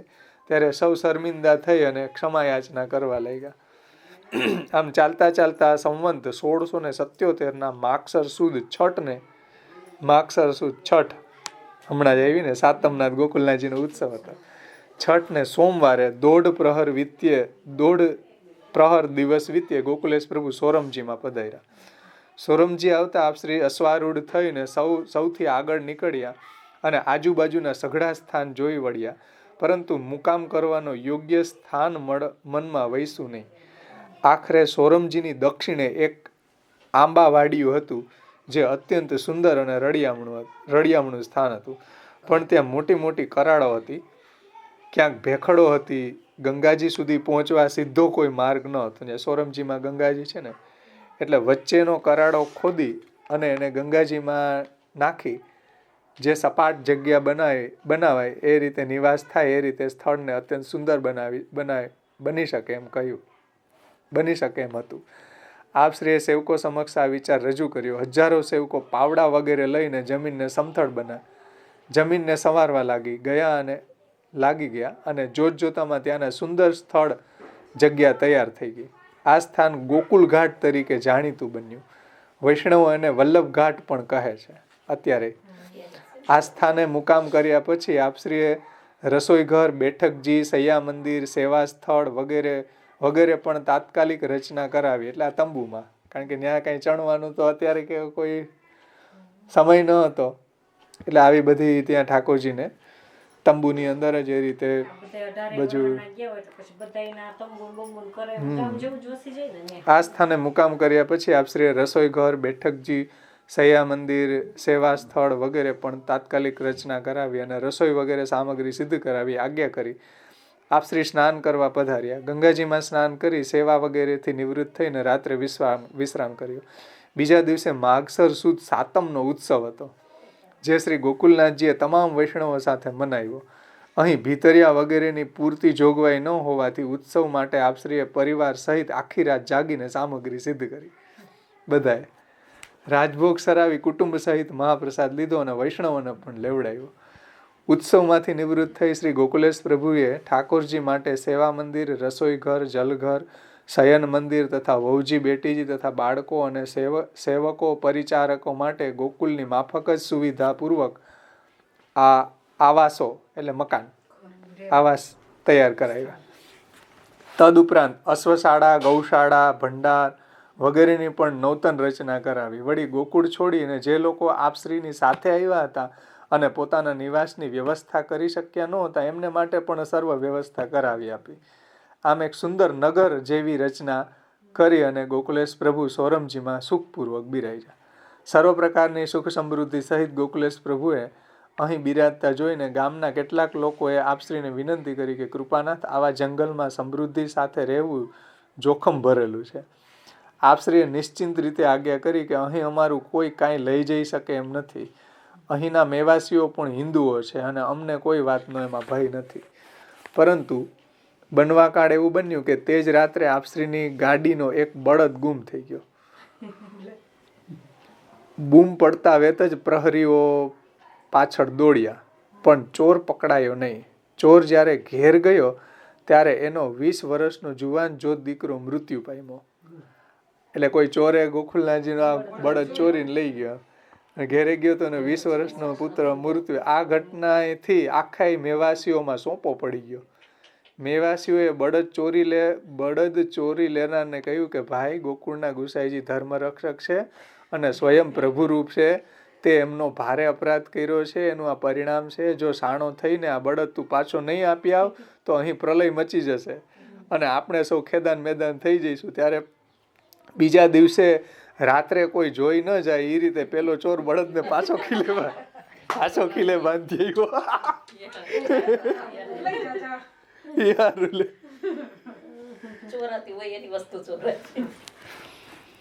ભવભય હરણ શ્રી ગોકુલેશ પ્રભુએ પોતાની સાથે વસતા સૌ નગરવાસીઓને ભય મુક્ત કરવા માટે આ પ્રતાપ બતાવી અને લીલા કરી. અન્યથા જે વસ્તુનો આપશ્રીએ એકવાર અંગીકાર કર્યો હોય તેનો ઉપયોગ બીજો કોઈ કરવાનું મનમાં વિચારી પણ સી રીતે શકે, અને કદાચ એવી ભૂલ કરે તો તરત જ તે દોષનો દંડ તેણે સહન કરવો પડે છે. એવો મહિમા આ ઘટના દ્વારા આપશ્રીએ સિદ્ધ કરી બતાવ્યો. જેમ જેમ આજુબાજુના ગામોમાં શ્રી ગોકુલેશ પ્રભુના યશનો વિસ્તાર થતો ગયો તેમ તેમ ત્યાંના મેવાસી, ચોર, ભૌમિયા, મહાજન વગેરે સૌ પોતાને ત્યાં આપશ્રીને પધરાવવા માટે વિનંતી કરવા આવવા લાગ્યા. શ્રી ગોકુલેશજીએ સૌનો સત્કાર કરી એમના મનનું યોગ્ય સમાધાન કરીને પાછા વિદાય કરતા, પરંતુ કોઈને ત્યાં પધારતા નહીં. બીજે દિવસે માગસર સુદ 11ના દિવસે વારાહ ક્ષેત્રનું મહાત્મ્ય હોવાથી શ્રી ગોકુલેશ પ્રભુ ત્યાં વારાહ ક્ષેત્ર પધાર્યા. આ વાત જાણીને ઘણા બધા લોકો માળાના રક્ષક, ધર્મ ધુરંધર, પ્રતાપવાન શ્રી ગોકુલેશજીના દર્શન કરવા માટે મોટી સંખ્યામાં એકત્રિત થઈ ગયા. પરિણામે ત્યાં ઘણી બધી ભીડ થઈ ગઈ અને નિકટથી આપશ્રીના દર્શન કરવાનું મુશ્કેલ બન્યું. આથી લોકો પાછળ બબડાટ કરતા દોડવા લાગ્યા. સેવક મોરારજીએ આ ટોળાને આગળ વધતું રોક્યું અને શ્રી ગોકુલેશજીને પધારવા માટે માર્ગ સરળ બનાવવા માટે 1-2 જણ ઉપર હાથ ઉગામ્યો. આથી ગોકુલેશ પ્રભુએ અપ્રસન્ન થઈને મોરારજીને આજ્ઞા કરી કે તું શા માટે આ ભક્તોને આવતા રોકે છે? ક્યારેય દર્શન કરવા આતુર જનોના માર્ગમાં કોઈએ અંતરાયરૂપ બનવું જોઈએ નહીં. આ પ્રમાણે સૌ આરતીવાનોની દર્શનની અભિલાષા પૂર્ણ કરી ગોકુલેશ પ્રભુ આદ્ય વારાહે થઈ મુકામ ઉપર પધાર્યા. મુકામ ઉપર પણ લોકોના ટોળા દર્શન માટે આવતા હોવાથી એમની પરીક્ષા કરવા માટે શ્રી ગોકુલેશ પ્રભુ પોઢવા પધાર્યા અને ભીતરિયાને શીખવીને બહાર બેસાડ્યો કે જે લોકો આવે એમને કશો જવાબ ન આપીશ, પરંતુ ઈશારો કરીને પાછા જવાનું કહેજો. અમારા વિશ્રામમાં દખલ ન કરે એમ સમજાવજો. એટલે પરીક્ષા કરવા માટે એણે એમ કીધું પાછળ ભીતરિયાને. ભીતરિયાએ એ પ્રમાણે કર્યું, પરંતુ આવનાર લોકો તો ચૂપચાપ ત્યાં જ બેસી રહ્યા અને જણાવ્યું કે જ્યાં સુધી ગોકુલેશ પ્રભુના દર્શન નહીં થાય ત્યાં સુધી અમે અહીંથી ખસીશું નહીં. આ પ્રમાણે દર્શનાર્થીઓનો સાચો ભાવ જોઈને કરુણાસાગર વિશ્વ તાપ હરતા શ્રી ગોકુલેશ પ્રભુએ સૌને દર્શન આપીને કૃતાર્થ કર્યા અને સૌ પ્રસન્નતાપૂર્વક પોતપોતાના સ્થાને પાછા ગયા. આ રીતે દરરોજ દર્શનાર્થીઓનો મેળો જામતો અને ઘણા લોકો નામ નિવેદન પામીને કૃતાર્થ પણ થયા. શ્રી ગોકુલેશજીના સોરમજી વાસને કારણે અગાઉ આજુબાજુના મેવાસીઓના ત્રાસને લીધે સોરમની જે ગાયો ચોરવા માટે બહાર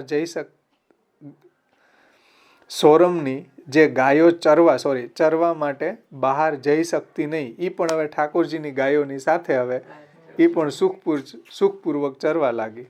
આમ અહીં સોરમજીમાં પણ આપશ્રી સેવકો સહિત પ્રસન્નતાપૂર્વક બિરાજતા હતા. અહીંની વ્યવસ્થા પૂર્ણ થતાં શ્રી ગોકુલેશજીએ શ્રી ગોપાળ અને વિઠ્ઠલરાયજીને ગોકુલ મોકલી ત્યાં જે લોકો નિવાસ કરતા હતા એમને કોઈ બાબતમાં સંકોચ ન પડે અને તકલીફ ન પડે એની સર્વ વ્યવસ્થા પણ ગોઠવી આપી. બીજી બાજુ ગોકુલેશજીની માળા ઉતારવામાં ચિદ્રૂપ સફળ થયો નહીં અને ગોકુળ છોડી અને સોરમવાસ કરવાથી ઉલટો ગોકુલનાથજીનો હાથ ઉપર રહ્યો. એવું જ્યારે અનુભવ્યું ત્યારે ગોકુલનાથજીને હેરાન કરવાની એની આસુરી મુરાદ ઉપસી આવી. ચિદ્રૂપે સોરમના હાકેમ ઉપર પત્ર લખીને જણાવ્યું કે ગોકુલનાથજી રિસાઈને સોરમમાં આવ્યા છે, માટે ત્યાં ગામમાંથી એમને તથા એમના સેવકોને કોઈ સીધું સામાન આપે નહીં. પેલા દુકાનવાળા હોય ત્યાંથી સીધું સામગ્રી એને ન આપે, એનો પાકો બંદોબસ્ત કરજો. જો આ આજ્ઞાનું પાલન નહીં થાય તો મારે બાદશાહને લખવું પડશે. સોરમજીનો હાકેમ ડુંગરસિંહ સંન્યાસીનો આ પત્ર વાંચીને ભયભીત થયો. એણે ગોકુલનાથજી પાસે આવીને વિનંતી કરી કે મહારાજ એણે ગોકુલનાથજીને કીધું, આપ બીજા ગામમાં જઈને રહો, નહીં તો સંન્યાસી બાદશાહને ભંભેરીને મને ખેદાન મેદાન કરી નાખશે. શ્રી ગોકુલેશ પ્રભુએ આજ્ઞા કરી કે અમે તો બાદશાહના કહેવાથી જ ગોકુળ છોડીને અહીં સોરમજીમાં આવીને વૈસા છીએ. અમે તારા કે સંન્યાસીના કહેવાથી આ સ્થાન છોડીને બીજે ક્યાંય જઈશું નહીં. આવું સાંભળીને હાકેમે પાછા જઈ ઢંઢેરો પીટાવ્યો કે શ્રી ગોકુલેશજીના કોઈ પણ માણસોને કોઈએ સીધું સામાન કે કશી ચીજ વસ્તુ આપવા નહીં. જે કોઈ આ હુકમનો અનાદર કરશે અને સખત શિક્ષા થશે. આપશ્રીએ જ્યારે આ સમાચાર જાણ્યા ત્યારે સૌને સમાચાર આપ્યા કે જેને જે જોઈએ અમારા ભંડારમાંથી આવીને લઈ જજો. પરંતુ એ જ દિવસે આપશ્રીના પ્રતાપ બળે સોરમજીના ઉદ્યમ નામના વણિકે, એટલે વેપારી મોટો હતો, એણે શ્રી ગોકુલેશ પ્રભુની પાસે આવીને વિનંતી કરી કે કૃપાનાથ, હાકેમે ભલે હુકમ કર્યો, પરંતુ આપના માણસોને જે કાંઈ સામગ્રી જોઈએ એ સઘળી હું પૂરી પાડી દઈશ. પછી દિવસે આવી અને વણિક દરેકની આવશ્યકતા નોંધી જતો અને રાત્રે સૌના ડેરા ઉપર સઘળો સામાન નિયમપૂર્વક પહોંચાડી દેતો. કાશ્મીરથી અનંતદાસ સોરમજી નિવાસ માટેનું બાદશાહનું ફરમાન લઈને પાછા ફર્યા. એટલે ઓલા એક અનંતદાસને ગોકુલનાથજી ત્યાં મૂકતા આવ્યા હતા અને એને જે કીધું હતું ને કે સોરમજી રહેવા માટે આફસખાને લખાવી આપ્યું, એ લઈને આવ્યા. એટલું જ નહીં, પરંતુ શ્રી ગોકુલનાથજીએ વારાણસીમાં રહેવા માટે જે સ્વેચ્છાપત્ર લખી આપ્યો હતો તે પણ પાછો લેતા આવ્યા. અને અનંતદાસને કાશ્મીરમાં વધારે વખત રોકાવાનું કારણ એ હતું કે સારંગદેવ પાસે શ્રી ગોકુલનાથજીનો સ્વેચ્છાપત્ર હતો અને એ પાછો આપવામાં આનાકાની કરતો હતો. આખરે આફસખાને સારંગદેવને ધમકાવી અને એ પત્ર પોતે પાછો મેળવ્યો અને અનંતદાસને સોંપ્યો, જેથી એ લખાણને આધારે બાદશાહ અથવા તો સંન્યાસી ભવિષ્યમાં આપશ્રીને પજવે નહીં. અનંતદાસે તે બંને પત્રો ગોકુલનાથજીના હસ્તમાં સોંપ્યા. એ વાંચીને આપને ઘણો જ આનંદ થયો, હર્ષ થયો. પછી પોતે લખી આપેલો સ્વેચ્છાપત્ર પોતાની પાસે રાખ્યો અને બાદશાહે લખી મોકલેલો સોરમજી નિવાસનો આદેશ પત્ર ત્યાંના હાકેમને જોવા મોકલો. આ પત્ર જોઈને હાકેમ ભોઠો પડી ગયો. ઓલો જે હમણાં મનાઈ કરી હતી ને, હા, એ દરમિયાન આગ્રાથી લશ્કર ખાનના ફરમાન સાથે 2 ઘોડેસવાર પણ ત્યાં આવી પહોંચ્યા. લશ્કર ખાને આ આગ્રાનો છે, આગ્રાનો લશ્કર ખાન. ત્યાં જ ગોકુલનાથજી પેલા લશ્કર ખાન પાસે મળવા ગયા હતા ને, એ સારો માણસ હતો. એના 2 સૈનિકો ત્યાં આવ્યા. લશ્કર ખાને હાકેમને ફરમાવ્યું હતું કે સોરમજીમાં ગોકુળના ગુસાઈજી બિરાજે છે, એમને કોઈ પણ પ્રકારની તકલીફ ન પડે એવી સઘળી વ્યવસ્થા કરવી. જો આમાં કશી ઢીલ કરી અથવા તો ગોકુલનાથજીને સહેજ પણ તકલીફ પડી એવું જાણવામાં આવશે તો તારા કાર્યના ફળ તારે ભોગવવા પડશે અને બાદશાહને જવાબ દેવો પડશે. લશ્કર ખાનનો આદેશ વાંચીને ડુંગરસિંહ વિચારમાં પડી ગયેલો. ડુંગરસિંહ જે ત્યાં ઢંઢેરો પીટાઈ રહ્યો હતો ને, એક બાજુ લશ્કર ખાનની અને બાદશાહની બીક, તો બીજી બાજુ સંન્યાસીનો ભય હતો. શું કરવું અને શું ન કરવું તે દ્વિધામાં પડી ગયો. ડુંગરસિંહની માતા પુત્રની આવી સ્થિતિ જોઈને કહેવા લાગી કે દીકરા, મેં તો ગોકુલનાથજીને નહીં પજવવા માટે તને પહેલા જ ચેતવ્યો હતો, પરંતુ તું માયનો નહીં. માં, તને ખબર નથી કે સંન્યાસી તો સાક્ષાત યમરાજ જેવો છે. જો હું એની વાત ન માનું તો બાદશાહને ફરિયાદ કરીને મારી ચામડી ઉતરાવી નાખે. દીકરા, એ સંન્યાસી નહીં પણ એ કોઈ લબાડ છે. હવે જ્યારે બાદશાહનો હુકમ આવ્યો છે, બાદશાહનો જ હુકમ આવ્યો છે ત્યારે એનું પાલન કરવું એ તારી ફરજ પડે છે. હજી પણ કાંઈ વીતી ગયું નથી. શ્રી ગોકુલેશ પ્રભુ પરમ ઉદાર અને કૃપાળુ છે. ચાલ, હું તારી સાથે આવું. આપણે એમના ચરણમાં પડીને ક્ષમા માંગશું, તેઓ જરૂર તને માફ કરશે. ડુંગરસિંહ પોતાની માતા સાથે ગોકુલેશ પ્રભુની પાસે આવ્યા અને દીન થઈને ક્ષમા યાચના કરવા લાગ્યો. આપશ્રી આજ્ઞા કરી કે ભાઈ, મેં તારો અપરાધ માન્યો જ નથી, પછી તને ક્ષમા કરવાની તો વાત જ ક્યાં રહી? તે અમારું શું બગાડ્યું છે? તું તો ચિઠ્ઠીનો ચાકર છે અને આજ્ઞા પ્રમાણે વર્તવું એ તારી ફરજ છે. આપશ્રીના આવા કૃપા વચન સાંભળીને ડુંગરસિંહ રાજી થઈ અને પાછો ફર્યો અને તરત વેપારીઓની પાસે જઈ અને આજ્ઞા કરી કે ગોકુલેશ પ્રભુના નિવાસની આજુબાજુ દુકાનો મંડાવો અને એમના સર્વ સેવકો સહિત સૌને જે ચીજ વસ્તુ જોઈતી હોય એ ત્યાં જ મળી રહે એવો પાકો બંદોબસ્ત કરો. આ હુકમનો તાત્કાલિક અમલ પણ થવો જોઈએ. એ દિવસ પછી જો કોઈ સોરમ ગામમાં ચીજ વસ્તુ લેવા જાય તો ગામની સ્ત્રીઓ એમને કહેતી કે અરે રે, તમે અહીં શું ખરીદવા આવ્યા છો? સઘળી ચીજ વસ્તુઓ તમારા ગોકુલમાં જ મળે છે. આમ ગોકુલેશ પ્રભુના સોરમજીના મુકામને લોકો ગોકુળ કહેવા લાગ્યા અને હજી એ સ્થળ ગોકુળના નામથી ત્યાં પ્રસિદ્ધ છે. સોરમજીમાં અહીં વસેલા નવા શ્રી ગોકુલમાં ધીરે ધીરે વ્યાપાર વધ્યો. ભિક્ષુક ભાગ્યવાન બન્યા, મજૂરો સુખી થઈ ગયા, ગૃહસ્થોની જેમ જીવન જીવવા લાગ્યા. ભીતરિયા જલઘરિયા વગેરે પણ જે જોઈએ પોતાની હાથે જ લઈને આરોગતા અને શરીરે એવા તો હુષ્ટપુષ્ટ થઈ ગયા કે તરત ઓળખી પણ ન શકાય. આમ શ્રી ગોકુલેશ પ્રભુ સ્વજનો સહિત આનંદમાં આવીને દિવસો નિર્ગમન કરતા હતા. એવામાં આપશ્રીના વડીલ બંધુ ગિરધરજી પોષ વદ બીજના દિવસે લીલામાં પધાર્યા. શ્રી ગોકુલેશ પ્રભુને ત્રીજે દિવસે આ સમાચાર મળતા પરિવાર સહિત આપ ગંગા સ્નાન કરી આવ્યા અને વહુજી અને બાળકોને સાથે લઈ ગોકુલ પધાર્યા. એ ગોકુલમાં રહેતા.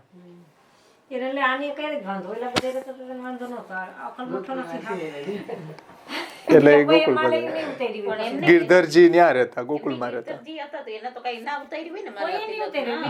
એ તો આની અરે વાંધો ગોકુલનાથજી રહેતો ને, જેની બોલ વાંચાતા ને.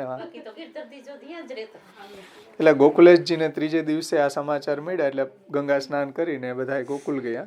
જોકે બાદશાહને લખી આપેલ વચન અનુસાર શ્રી ગોકુલેશજીએ પોતાના સ્થાનમાં રહેવાને બદલે પુષ્પાવતી બાઈના ઘેર મુકામ કર્યો, એટલે પોતાના ઘેર ન ગયા. પછી ગિરધરજીના વહુજીને આશ્વાસન આપી આપ પાછા પધાર્યા. માર્ગમાં એક મોઢ ત્રિવેદી બ્રાહ્મણ આપશ્રીને પધારતા જોઈને એકદમ દીન બની ગયો. ત્યારે શ્રી ગોકુલેશ પ્રભુએ નવરત્ન નામનું ચિંતા કાપી ન કાર્ય એ વચન કહી એને નિર્ભય કર્યો અને આપ ગોવર્ધન પધાર્યા. શ્રી ગિરિરાજજી ઉપર ગોવર્ધનનાથજીના દર્શન કરી આપશ્રી ત્યાં જ 4 દિવસ બિરાજ્યા અને પછી સોરમજી પધાર્યા. વસંત ઋતુ આવી પહોંચતા બાદશાહ કાશ્મીરથી પાછા ફરીને ફાગણ માસમાં આગ્રા આવવા નીકળ્યા. માર્ગમાં એમને માંદગી આવી પડી, પેટમાં સખત દર્દ ઉપડ્યું. બાદશાહ અત્યંત કષ્ટ ભોગવવા લાગ્યા. આથી ખેરાત કરવા માટે તેમણે સારંગદેવ સાથે મથુરાના બ્રાહ્મણોને વેચવા માટે સુવર્ણ મોકલ્યું. એટલે એની ખેરાત એટલે એનો આજે એની બીમારી આવી છે એને દૂર કરવા માટે રાજાઓ છે એના ઉપર એના બધા પૈસાઓ વારી અને બ્રાહ્મણોને આપતા. જેમ અત્યારે છે ને, છોકરાઓ રોતો હોય તો એની માં એની ઉપરથી કંઈક રૂપિયા ઉતારીને બ્રાહ્મણોને દાન કરે, એમ યશોદાજી કરતા. એમ આ લોકો ઇન્ડિયામાં રહેતો એટલે એને થોડોક એનો હેંગઓવર આઈનો હોય ને, એટલે એણે કીધું કે એને બહુ પેટમાં અત્યંત પીડાતો હતો, એટલે એની ખેરાત કરી અને જે દ્રવ્ય હતું સુવર્ણ હતું એ એને મથુરાના બ્રાહ્મણોને આપવા માટે કીધું.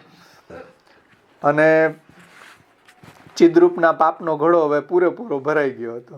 તેથી બાદશાહે બ્રાહ્મણોને વેચવા મોકલેલા સુવર્ણમાંથી સારંગદેવને સમજાવી તેણે કેટલુંક પોતાની પાસે રાખ્યું. એટલે એને સારંગદેવને સમજાવ્યું અને એ દ્રવ્ય આની પાસે આવ્યું, ચિદ્રૂપ પાસે, તો એને એમાંથી એને દ્રવ્ય લઈ લીધું બધું અને સારંગદેવને સમજાવી દીધું કે બાદશાહને કહેતો નહીં. એ તો એનો પ્રધાન હતો. આ વાતની જાણ બેગમ નૂરમહલને થઈ. આ નૂરમહલ એ બેગમ હતી, કારણ કે એમાંનો જ આ ભાઈ હતો ને કોક. હા, એ તો ઓલો એ નહીં, આનો જ કોઈક સંબંધી હતો એ. એટલે બેગમ નૂરમહલને થઈ. નૂરમહલે આ બીના એટલે આ ઘટના બાદશાહને જણાવી. બાદશાહને આ જાણીને ખૂબ ગુસ્સો આવ્યો. બાદશાહે કહ્યું કે સુવર્ણમાં લોભાઈ સંન્યાસી છે નો, અને વળી બ્રાહ્મણોને વેચવા કાઢેલ ખેરાતમાંથી કશું એ છુપાવવું એ તો બહુ મોટું અપરાધ છે. એટલે બ્રાહ્મણોને જે દાનમાં આપવાનું મોહર હતી એમાંથી આને કાઢી લીધી ખેરાતનું દ્રવ્ય. એ બહુ દ્રવ્ય ઓલું કહેવાય. એમ માનો કે તમે કોઈને બ્રાહ્મણોને દાન માટે હું તમને આપું, કાલ્યો 1000 રૂપિયા આપું ને એમાંથી તમે કાઢી લ્યો, એ મોટું પાપ છે. આ ઘટનાની બાદશાહ ઉપર યોગ્ય જ અસર થઈ અને સંન્યાસી માટે ભારોભાર નફરત પેદા થઈ ગઈ. પણ એટલાથી પત્યું નહીં. બાદશાહ કષ્ટ વેઠતા જેમ તેમ કરીને દિલ્હી આવ્યા અને હેરાન કરવા માટે બાદશાહને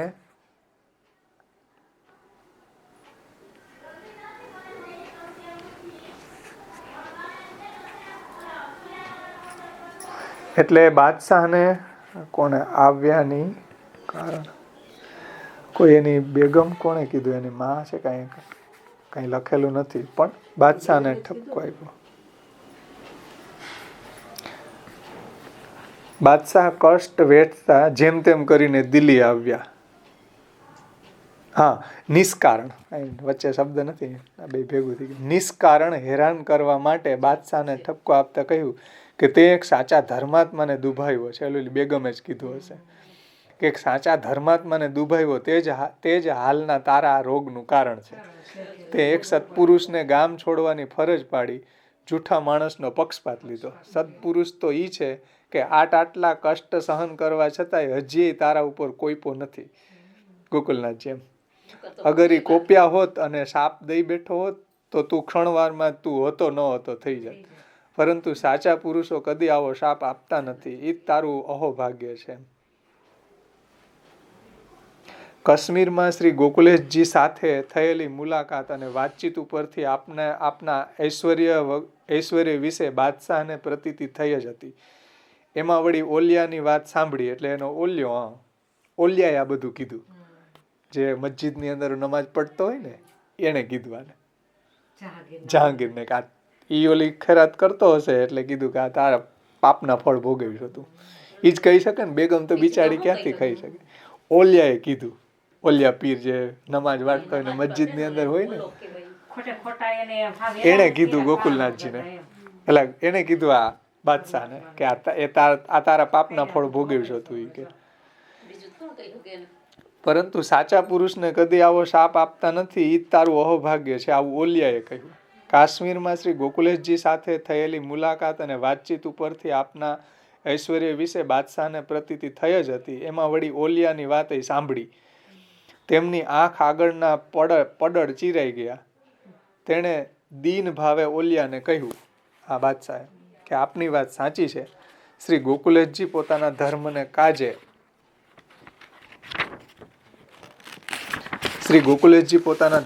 કાજે પ્રાણ પણ કુરબાન કરવા તત્પર છે. જ્યારે સંન્યાસી તો રાજપાટમાંથી ઊંચો જ આવતો નથી, રાજખટપટમાંથી તો ઊંચો જ આવતો નથી.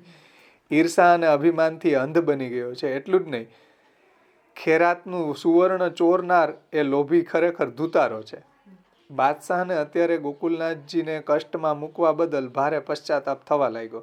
એ દિલ્હીથી આગ્રા તરફ આવવા નીકળ્યા. માર્ગમાં શેરગઢ પાસે બાદશાહના મુકામ નજીક કેટલાક વૈરાગીઓ ગાતા ગાતા ફરતા હતા કે ફિર બ્રજ બસહું શ્રી ગોકુલનાથ. એ શબ્દો બાદશાહને કાને પડતા એને ભાન થયું કે પ્રજામાં ગોકુલનાથજી માટે કેટલો પ્રેમ ભાવ છે. બાદશાહે અત્યંત પ્રસન્ન થઈને પેલા વૈરાગીઓને પોતાની પાસે બોલાવ્યા અને ફરીથી પદ ગાવા માટે કીધું કે ફિર બ્રજ બસ હું શ્રી વિઠ્ઠલના શ્રી ગોકુલેશ. એ શબ્દો સાંભળવામાં બાદશાહ એવા તો મસ્ત થઈ ગયા કે એમની આંખોમાંથી ક્યારે આંસુ સરવા માંડ્યા એમનું એમને ભાન રહ્યું નહીં. જાણે પોતે કરેલા પાપનું પ્રાયશ્ચિત ન કરતો હોય. બાદશાહ શેરગઢથી નીકળી અને પશકંદના ઘાટે આવ્યા. સંન્યાસીને આ સમાચાર મળતા એણે ઘાટ ઉપર રસ્તા વાડી ચૂડીને સાફ કરાવીને ગુલાબ જળ છંટકાવી બાદશાહના સ્વાગતની ભવ્ય તૈયારી કરાવી રાખી. જ્યારે બીજી બાજુ જે લોકોએ સંન્યાસીના જોર જુલમથી માળા ઉતારી હતી સૌ બાદશાહને ફરિયાદ કરવા અક્રૂર ઘાટે એકત્ર થયા હતા. જેવું બાદશાહનું નામ એ ઘાટ ઉપર આવ્યું કે તરત જ સૌએ બાદશાહને જોઈ ઘોષ કરી અને માળા ધારણ કરવાની રજા આપવા વિનંતી કરી. બાદશાહે કહ્યું કે આ બધા લોકોને શાનો પોકાર કરો છો? આ બધા લોકો શેનો પોકાર કરે છે? આફસ ખાને તક ઝડપી લીધી. જહાંપના એ સૌ ધર્મના રક્ષણ અર્થે માળા પહેરવાની રજા માંગે છે. બાદશાહના મનમાં ધર્મ અને અધર્મ વચ્ચેની ભેદરેખા સ્પષ્ટ થઈ ગઈ. હવે ધર્મનો સાચો મર્મ એની સામે આવી ગયો. એને ખાતરી થઈ ગઈ કે સંન્યાસી મિથ્યાવાદી છે, જ્યારે ગોકુલનાથજીનો ધર્મ સાચો અને ધર્મ ખાતર આવડી મોટી કુરબાની કરવા છતાંય પ્રસન્ન રહ્યા છે. એવું જાણી બાદશાહે પણ એમની ટેક સચવાઈ રહે એવો પ્રબંધ કરવા મનોમન નિશ્ચય કર્યો અને પછી પોતાના ખેસને ગળામાં લટકાવી ઈશારાથી કિનારા ઉપરના લોકોને આદેશ આપ્યો કે તમે સૌ નિશ્ચિંત બની જાઓ, પ્રસન્નતાપૂર્વક માળા ધારણ કરો અને સ્વધર્મનું પાલન કરો. આમ સૌને માળા પહેરવાનો આદેશ આપીને આનંદ અને જય જયકારના ધ્વનિ વચ્ચે બાદશાહે નાવને આગળ લેવા નાવિકને આદેશ આપ્યો. આગળ સૂર્યકુંડ પાસે નાવિકે નાવ ઊભી રાખ્યું. બાદશાહે નાવ ઊભું રાખવાનું કારણ પૂછ્યું. નાવિકે કહ્યું કે જહાંપના અહીંયા સંન્યાસીનો મુકામ છે. સંન્યાસીનું નામ સાંભળીને બાદશાહે મોં મસ્કોડ્યું અને નાવને આગળ ચલાવવા માટે હુકમ કર્યો, એટલે ત્યાં ન ગયા.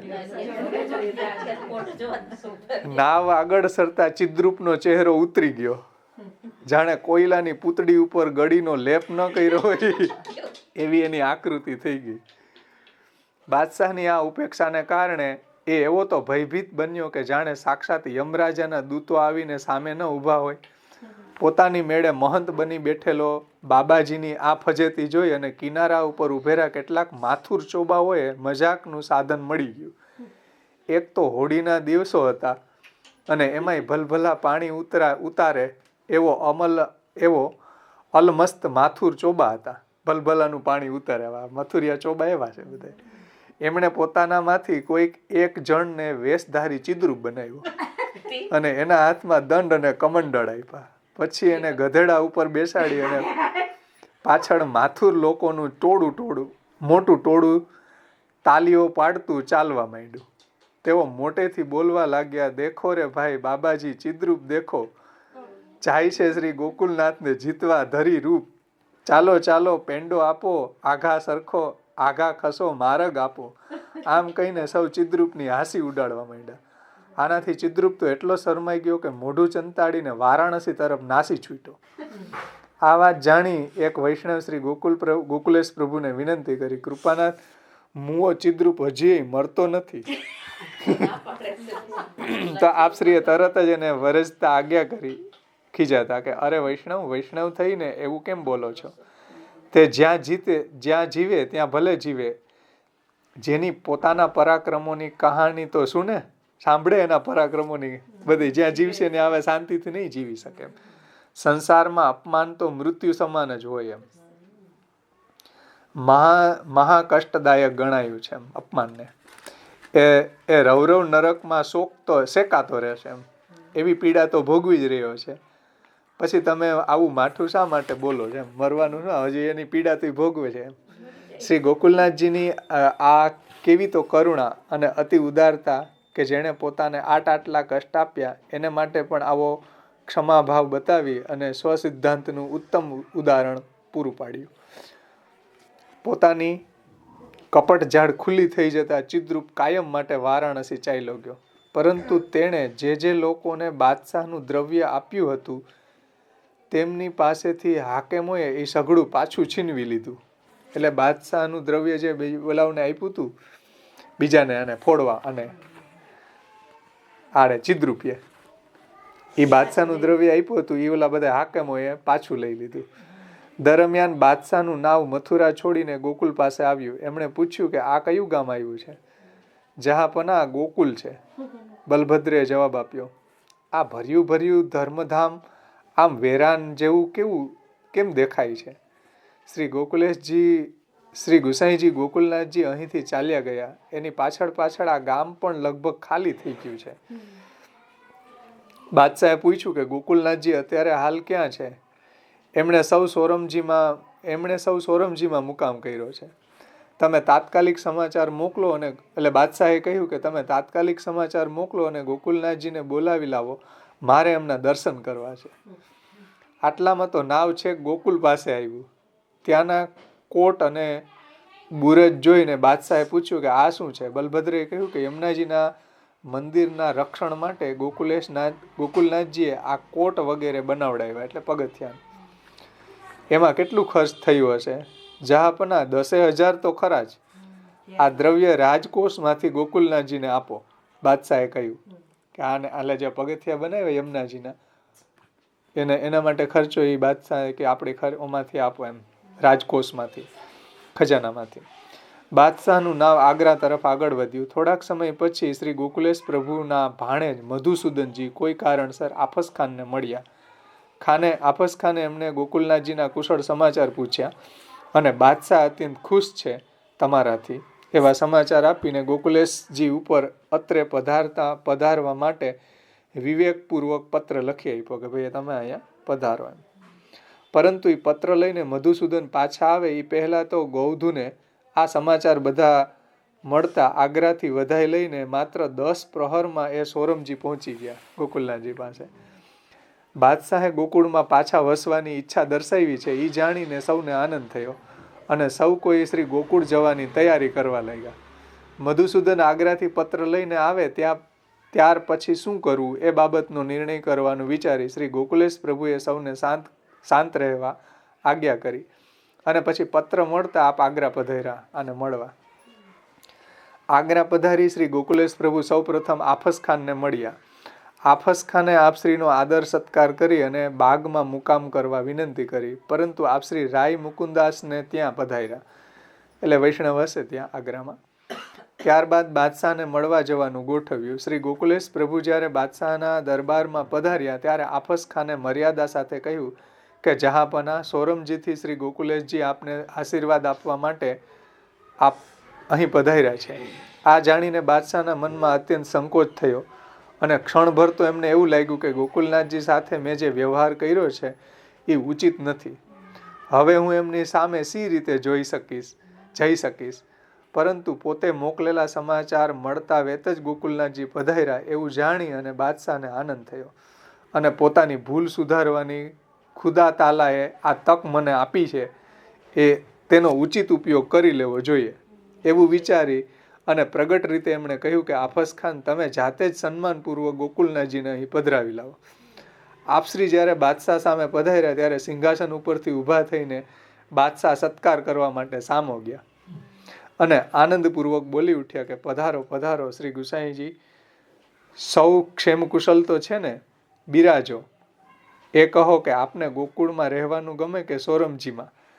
જહાંપનાહ સોરમજીમાં તો અમને આપના કહેવાથી ગયા છે, અમારું નિવાસસ્થાન તો ગોકુળ જ છે. બાદશાહ હસીને કહ્યું કે સાચી વાત છે, હવે આપનું ગોકુલ આપને મુબારક. વાતે ગાતે આપ પરિવાર સહિત આપના ગોકુલમાં પધારો અને સુખેથી ત્યાં બિરાજો. આપને અમે ઘણું બધું દુઃખ આપ્યું છે અને જાત અમે અજાણતા કાંઈ ભૂલ થઈ ગઈ હોય અમને માફ કરજો, ક્ષમા કરજો. બાદશાહના આવા વચનો સાંભળીને ગોકુલેશ પ્રભુએ કહ્યું કે આવું કહીને અમને સંકોચમાં ન નાખશો જહાંપનાહ. આપ અમારા રાજા છો, અમે આપની પ્રજા છીએ. આપના હુકમનું પાલન કરવું એ અમારી ફરજ છે. સાથે સાથે સ્વધર્મનું રક્ષણ કરવું એ પણ અમારું કર્તવ્ય છે અને અમારા કર્તવ્યમાંથી ચલિત થવાનું આપે નથી કહ્યું. એ જ આપનો અમારા ઉપર ઉપકાર છે. પછી ક્ષમા આપવાની વાત જ ક્યાં રહી. આવા શુભ સમાચાર લઈને શ્રી ગોકુલેશ પ્રભુએ બાદશાહની આ શુભ સમાચાર લઈ શ્રી ગોકુલેશ પ્રભુએ બાદશાહની વિદાય લીધી. ત્યાંથી આફસ ખાનને મળી અને સોરમજી પધાર્યા. બાદશાહે છેલ્લે પણ પોતાની ભૂલ કબૂલ કરી અને શ્રી ગોકુલ પાછું આપ્યું. એ ઉપકારના બદલામાં શ્રી ગોકુલેશ પ્રભુએ પણ બાદશાહ ઉપર કૃપા કરી હતી એવું મનાય છે. બાદશાહે જ્યારે ભંભેરમાં પોતાનો દેહ છોડ્યો ત્યારે ગોકુલેશજીના એક સેવકે બાદશાહને શ્રી ગોકુલનાથજી સમક્ષ ઉભેલા જોયા હતા. જ્યારે તે સેવકે એ બાબતમાં આપશ્રીને પૂછ્યું ત્યારે ગુણગ્રાહી શ્રી ગોકુલેશ પ્રભુએ મર્મમાં આજ્ઞા કરી કે વૈષ્ણવ, તમે જે જોયું એ સાચું છે. બાદશાહ જહાંગીર સાચો ધર્મ ભક્ત જ હતો, એમાં કોઈ સંદેહ નથી. શ્રી ગોકુલેશ પ્રભુએ સોરમજી આવી અને ગોકુળ તરફ પ્રયાણ કરવા સર્વ તૈયારી હાથ ધરી અને સંવંત 1677 ચૈત્ર વદ પાંચમ ચૈત્ર મહિનામાં પાંચમને શુક્રવારે 3 ઘડી વીતીએ સોરમજીથી ગોકુલ તરફ વિજય કરી. સાથેનો સઘળો સમુદાય જલ્દી ગોકુલ પહોંચવા આતુર હતો અને સૌ ઝડપથી ચાલતા હતા. ગૌરક્ષક શ્રી ગોકુલેશ પ્રભુ પણ જલ્દી ગોકુળ પહોંચવા ઈચ્છતા હતા, પરંતુ આપશ્રીની કૂચ પ્રમાણમાં કંઈક ધીમી હતી, કારણ કે આપની સાથે ગાયો, વાછરડા વગેરે પણ હતા અને તે થાકી ન જાય તેનો પણ આપ સતત ખ્યાલ રાખતા હતા. સૌથી આગળ ગાયો, પાછળ ગોકુલનાથજી પધારતા હતા. આમ ચૈત્રવદ 10મીને બુધવારે શ્રી ગોકુલેશ પ્રભુએ ગોકુલમાં પ્રવેશ કર્યો. આપશ્રીના દર્શનાર્થે માર્ગમાં એટલી તો ભીડ હતી કે ચાલવું પણ મુશ્કેલ થઈ ગયું.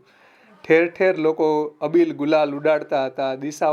દિશાઓ અને ધરતી અરુણ વર્ણની એટલે લાલ રંગની થઈ ગઈ હતી. આવી અવર્ણનીય શોભા વચ્ચે શ્રી ગોકુલેશ પ્રભુ યશોદા ઘાટ ઉપર પધાર્યા અને ત્યાંથી સૌને દર્શનનો લાભ આપતા આપના મંદિરમાં પધાર્યા. ત્યાંથી શ્રી ગોકુલેશજીને આસને પધરાવી સૌભાગ્યવતી સ્ત્રીઓના મંગલ કલશોનો સત્કાર કરી આપ શ્રી નિજ બેઠકમાં પધાર્યા. ત્યારે કીર્તન ગાવામાં મસ્ત હતા. રાની તિહારો ઘર શુભ શુભસો, રાનીજુ તિહારો ઘર શુભ શુભસો. આ પદ સાંભળીને આપશ્રી અત્યંત પ્રસન્ન થયા અને સર્વનો ઉચિત સત્કાર કરીને વિદાય કર્યા. ત્યાર પછી એકાદશીએ રાજભોગ સરાવી આપશ્રીએ શ્રી ગોવર્ધનનાથજીને વસંત ખેલાવ્યા અને શ્રી ગોકુલ પધારી ત્યાં દ્રઢવાસ કરી બિરાજ્યા. અહીં લગભગ 20 વર્ષ સુધી આપે નિવાસ કર્યો. આ કાશ્મીરનો પ્રવાસી ગોકુલનાથ પ્રભુનો છેલ્લો પ્રવાસ હતો. 70 ને આ 90 થયા ને, 70 ને આને 20-90 વર્ષ થવાય એમ. જો કે શ્રી ગોકુલ છોડીને ખાસ કારણ સિવાય આપ શ્રી બીજે ક્યાંય પધાર્યા નથી. ગુજરાતની રસિક ગુણી અને સ્વરૂપ આસક્ત સૃષ્ટિને અર્થે પોતે એક જ વાર ગુજરાત પધાર્યા હતા. એક વખત યાત્રા નિમિત્તે કુરુક્ષેત્ર પધાર્યા હતા અને છેલ્લે માળાના રક્ષણ અર્થે કાશ્મીર પધાર્યા. શ્રીમદ વલ્લભાચાર્યજી તથા શ્રી ગુસાઈજી કરતા આ બાબત કંઈક જુદી પડે છે. શ્રી મહાપ્રભુજીને માર્ગનું સ્થાન કરવાનું હતું, જ્યારે શ્રી ગુસાઈજીને માર્ગનો પ્રચાર કરવાનો હતો. આથી આ બંનેને પૃથ્વી પરિક્રમા કાર્ય સિવાય ચાલે એમ ન હતું. તેથી અથાગ પરિશ્રમ લઈને ઠેર પધારી વિદ્વાનો અને પંડિતોની સભામાં શાસ્ત્રાર્થ કરી અને પોતાનો શુદ્ધાદ્વૈત બ્રહ્મવાદ સિદ્ધ કર્યો. એટલે શ્રી મહાપ્રભુજી ગુસાઈજીએ અને તેના શાસ્ત્રાર્થ કાજે અનેક ગ્રંથોની રચના કરી. વળી ઈ દ્વારા દૈવી જીવોને શરણે લઈ માર્ગ સન્મુખ કર્યા અને પ્રભુની સેવામાં નિયોજ્યા. શ્રી ગોકુલેશજીને માર્ગનું પોષણ અને રક્ષણ કરવાનું હતું. પોષણનો તો હેતુ આપશ્રીએ પોતાના સ્વરૂપ દ્વારા સિદ્ધ કર્યો. અર્થાત આપનું સ્વરૂપ જ એવું તો મનમોહક હતું કે દર્શન થતા વેત જ દૈવી જીવો એ સ્વરૂપમાં લીન થઈ જતા અને સ્વરૂપથી દૂર રહી શકતા જ નહીં. આ જ કારણે શ્રી ગોકુલનાથજીના સમયમાં આપશ્રીના ઘણા સેવકો પોતાના વતન છોડીને ગોકુલમાં આવીને વસ્યા હતા. જ્યારે માર્ગના રક્ષક કાજે મોગલ બાદશાહ જહાંગીર સામે ટક્કર ઝીલી અને અત્યંત કષ્ટ સહન કરી કાશ્મીર પધાર્યા અને ધર્મને અર્થે પોતાનું સર્વ કંઈ લૌકિક એવું દ્રવ્ય, ઘર આ બધું છોડવા કબૂલ્યું અને શ્રી ગોકુલ છોડી અને સોરમજી પણ આપ વસ્યા. સોરમજીમાં નિવાસ સ્વીકાર્યો. આખરે સંન્યાસી ચિદ્રૂપની કપટ જાળ ખુલ્લી પડી ગઈ. બાદશાહની આંખ ઉઘડી ગઈ. પોતાનું ગોકુલ પાછું મેળવ્યું. આમ સ્વજનોને ખાતરી કરાવી આપી કે ધર્મનું રક્ષણ કરવામાં દ્રઢ ટેક રાખવી જોઈએ અને એ માટે લૌકિક સ્વાર્થ અને વૈભવનો ત્યાગ કરતા પણ સંકોચ ન કરવો જોઈએ ધર્મ માટે. અત્યારે તો ધર્મ ગયો ઘેરે, આપણે ઇન્કમ ટેક્સ ન લાગે એટલે ઠાકોરજીને ટ્રસ્ટ કરી નાખ્યું. ઠાકોરજીને ટ્રસ્ટ કરી નાખ્યું. શા માટે? પૈસા માટે. ઇન્કમ ટેક્સ ન લાગે. અને વાલા તિલક માટે એટલી સ્ટ્રગલ કરી છે આચાર્ય, વાલા તિલક માટે, ધર્મ માટે. અને જેના માટે માલા તિલક છે ધારણ કરવાના, જેના માટે ધારણ કરવાના છે નહીં વેચી મારે અત્યારે પેદા થઈ ગયા. એ તો ચિદ્રૂપ થી નહીં મહાન ગુંડાઓ કહેવાય.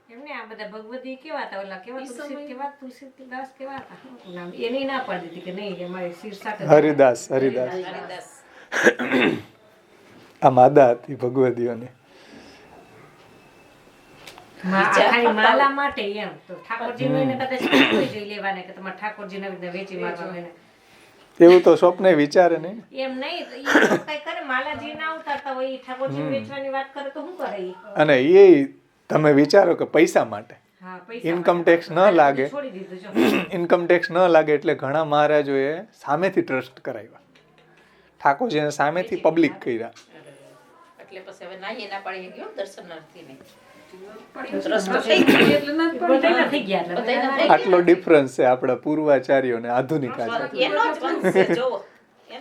આપણી સામે જ છે. દીવા જેવી વાત છે. ત્યારે વૈષ્ણવ એવા હતા પાછા ગુજરાતના વૈષ્ણવ ને એને તો ખૂબ એના પ્રત્યે એટલે એના આગ્રહથી ગોકુલનાથજી ગુજરાત પધાર્યા હતા. એનો ગુજરાતનો આખો પ્રવાસ નથી લીધો આપણે, થોડો વિસ્તાર થતો હતો આમાં, પણ બહુ એનો પ્રવાસનું બહુ આનંદ આવે વર્ણન છે. ક્યાંથી ક્યાં કેવી રીતના પધાર્યા, કોને કોને શરણે લીધા, બહુ સુંદર વર્ણન છે. આગળ કહે છે, આખરે સંન્યાસી ચિદ્રૂપની કપટ જાળ ખુલ્લી પડી ગઈ, બાદશાહની આંખ ઉઘડી ગઈ, પોતાનું ગોકુલ પાછું મેળવ્યું. આમ સ્વજનોને ખાતરી કરાવી આપી કે ધર્મનું રક્ષણ કરવામાં દ્રઢ ટેક રાખવી જોઈએ અને તે માટે લૌકિક સ્વાર્થ અને વૈભવનો ત્યાગ કરતા પણ સંકોચ ન કરવો જોઈએ. શ્રીમદ ગોકુલમાં દ્રઢવાસ કર્યા પછી શ્રી ગોકુલનાથજી પોતાનો ઘણો ખરો સમય પોતાના સેવ્ય પ્રભુ ગોવર્ધનનાથજીની સેવામાં નિર્ગમન કરતા અને જે થોડોક સમય મળે એમાં પ્રસંગોપાત સ્વજનો સમક્ષ હિત વચન કહી અને સેવકોના ભાવોનું પોષણ અને રક્ષણ કરતા. એટલે પ્રવચન, કથા ગુણગાનથી સેવા વખતે સેવા ને પછી પ્રવચન કરતા. એટલે એના જે વચનામૃતો આમાં પ્રસિદ્ધ થયા છે, આપણે 24 વચનામૃતો આવતા વર્ષે લેશું ગોકુલેશ પ્રભુના. બહુ સુંદર વચનામૃતો છે. શ્રી ગોકુલેશ પ્રભુ પરિવાર સહિત ગોકુલમાં જ બિરાજતા હતા. શ્રી ગોવર્ધનનાથજીની સેવા અર્થે ગોકુલમાં પોતાના સેવ્ય પ્રભુની રાજભોગ સુધીની સેવા પહોંચી અપરસમાં જ ઘોડે સવાર થઈને શ્રી ગિરિરાજજી પધારતા અને ત્યાં ગોવર્ધનનાથજીની રાજભોગ આરતી ઉતારતા અને બપોરનો વિશ્રામ કરી ત્યાં જ બપોરનો વિશ્રામ કરી લેતા અને મધ્યાહન પછી ઉત્થાપન કરીને ગોકુલ પાછા પધારતા અને ત્યાંની સેવા પહોંચતા. આમ નિજજનોને પોતાના સેવ્ય પ્રભુની સેવા કઈ રીતે કરવી જોઈએ અને તેમાં કેવી સાવધાની અને આરતી હોવી જોઈએ તે સ્વદ્રષ્ટાંતથી બતાવી, પ્રેક્ટિકલ સ્વમાર્ગના ગૂઢ મર્મને સમજાવ્યો અને પોતાના પ્રાગટ્યનો હેતુ પણ પૂર્ણ કર્યો. દેવોદ્ધાર પ્રયત્નાત્મા, ભક્તિ માર્ગાબ્જ માર્તંડતા, એ બધું છેવટે પૃથ્વી ઉપરનો પોતાનો સમય પૂર્ણ થતા આપશ્રીએ નિત્ય લીલામાં પધારવાનો વિચાર કર્યો અને સંવંત 1697 મહાવદ નોમ મહિનાની મહાવદ નોમના દિવસે 89 વર્ષ 2 માસ અને 9 દિવસ ભૂતલ ઉપર આપ બિરાજ્યા અને લોકવત પ્રાગટ્યનો અંત આપે કર્યો.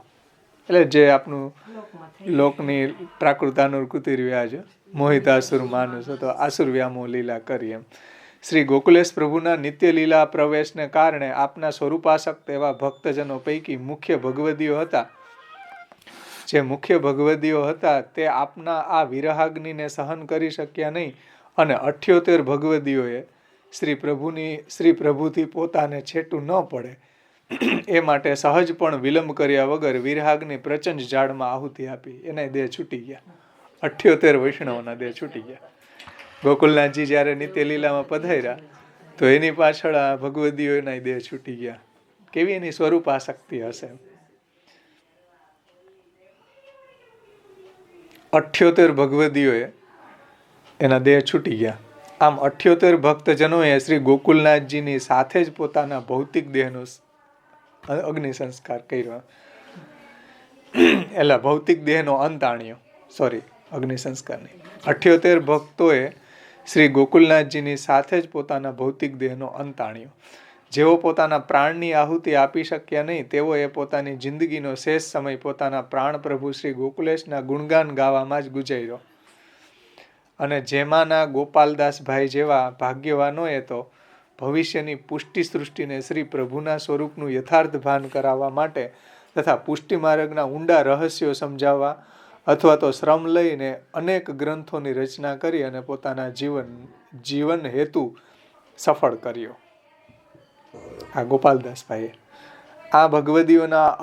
આ ભગવદીઓના અક્ષર દેહને કારણે જ આજે શ્રી ગોકુલેશ પ્રભુને નિત્ય લીલા પ્રવેશ કર્યા અને લગભગ 350 વર્ષ અત્યારે નહીં, જ્યારે પુસ્તક છપાણું ત્યારની આ વાત. અત્યારે તો 380 કેમ કંઈક થયા હશે. 350 વર્ષ પૂરા થયા છતાંય આપણે આપશ્રીનું આવું વિસ્તૃત ધર્મમય જીવન વૃત્તાંત પ્રાપ્ત કરી શકવા ભાગ્યવાન બની શક્યા છીએ. આમ પુષ્ટિ સૃષ્ટિના પોષણ અને રક્ષણ અર્થે તથા માળા તિલક રૂપી ધર્મને બચાવવા પોતાનું જીવન પણ હોડમાં મૂકનાર શ્રી ગોકુલેશ પ્રભુના પુનિત ચરણોમાં કોટાન કોટી દંડવત પ્રણામ કરતા છેલ્લે પ્રાર્થના કરે છે કે નમામિ શ્રીપતિમ દેવમ વલ્લભમ વલ્લભાત્મજમ. જે આગળ આપણે પાઠ કર્યો ને કે નમામિ શ્રીપતિ દેવમ વલ્લભમ વલ્લભાત્મજમ. વલ્લભ ગોકુલનાથજીનું નામ છે અને વલ્લભાત્મજ એટલે ગુસાઈજી, એના જ એટલે એના કુમાર શ્રી ગોકુલેશ પ્રભુને યહ કરોતી સદારણ્યે મંગલમ જનવર્જિતે. અને જે સદા હંમેશા મંગલ કરે છે, ભક્તોનું કલ્યાણ કરવા વાળા છે. માયાવાદ ચિદ્રુપાદી પ્રતિબંધ નિવારક. માયાવાદી હતો આમ તો. માયાવાદ ચિદ્રુપાણી પ્રતિબંધ નિવારક. માયાવાદી આ ચિદ્રુપના પ્રતિબંધને દૂર કરવા વાળા. અને દર્પહા દુર્મધાંધાનો પાયોબ્ધો ભક્ત ભૂષણમ. અને જે બધા માયાવાદીઓ અન્યવાદીઓ દુર્મદ હતા, અહંકારીઓ હતા, એને નિરુત્તર કરીને એના મદને પણ એના દર્પહા એટલે દર્પને હરણ કરવા વાળા ભક્ત ભૂષણ અને ભક્તોના આ ભૂષણ રૂપ છે એવા શ્રી ગોકુલેશ પ્રભુને વંદન એમાં એ સમાપન કર્યું છેલ્લે. તો આ રીતે ગોકુલનાથજીનો બહુ સુંદર આપણે 3 દિવસ સુધી ઉત્સવ મનાવ્યો. ઠાકોરજી સન્મુખ પણ મનાવ્યો અને એનું જીવન ચરિત્ર આપણને પણ ઘણી બધી એ પ્રેરણા આપી જાય કે આપણા આચાર્યો હોવા થઈ ગયા. અને એનું સ્વરૂપ જુઓ ને તો એવું જ લાગે આપણને કે સારા એમાં આસક્ત થઈ જ જાય એવું. એનું ચિત્ર જુઓ ને તોય આપણને એવું લાગે દર્શન કરતાની સાથે જ. અને જે પુસ્તક લખવાવાળા લેખક છે રમેશભાઈ પરીખ, એને પણ ખૂબ ખૂબ ધન્યવાદ કે આપણને આવા પુસ્તકો બહુ ઓછા છપાય છે, કારણ કે એને બહુ સુંદર મહેનત પરિશ્રમ કર્યો છે કે શ્રી મહાપ્રભુજીનું જીવન ચરિત્ર, ગુસાઈજીનું જીવન ચરિત્ર, હરિરાયજીનું જીવન ચરિત્ર અને ગોકુલનાથજીનું જીવન ચરિત્ર, 4 જીવન ચરિત્રો એને પ્રગટ કર્યા. એ બહુ ધન્યવાદને પાત્ર છે. એ બહુ એને માર્ગની બહુ સારી સેવા કરી કહેવાય. અને ઘણી બધી મહેનતથી આ અને બધું લખાણ બધેથી ગોતી દ્વારકાદાસ પરીખ પાસેથી ને બધેથી સંચિત કરીને એને લખ્યું અને છપાયું. કારણ કે આ બધું હોય પણ છાપવાના પૈસા નો શું કરીએ. આજે મોટી મોકાણી છે કે મનોરથ કરવો હોય તો કરોડો રૂપિયા બગાડે, કોઈ પુસ્તક છાપવા માટે પૈસું આપે નહીં. આ માળા પેરામણી કરો, જનોય પ્રસ્તાવમાં લાખો કરોડો રૂપિયા જનોય પ્રસ્તાવમાં બગાડે પણ કોઈ પુસ્તક ન છપાવે.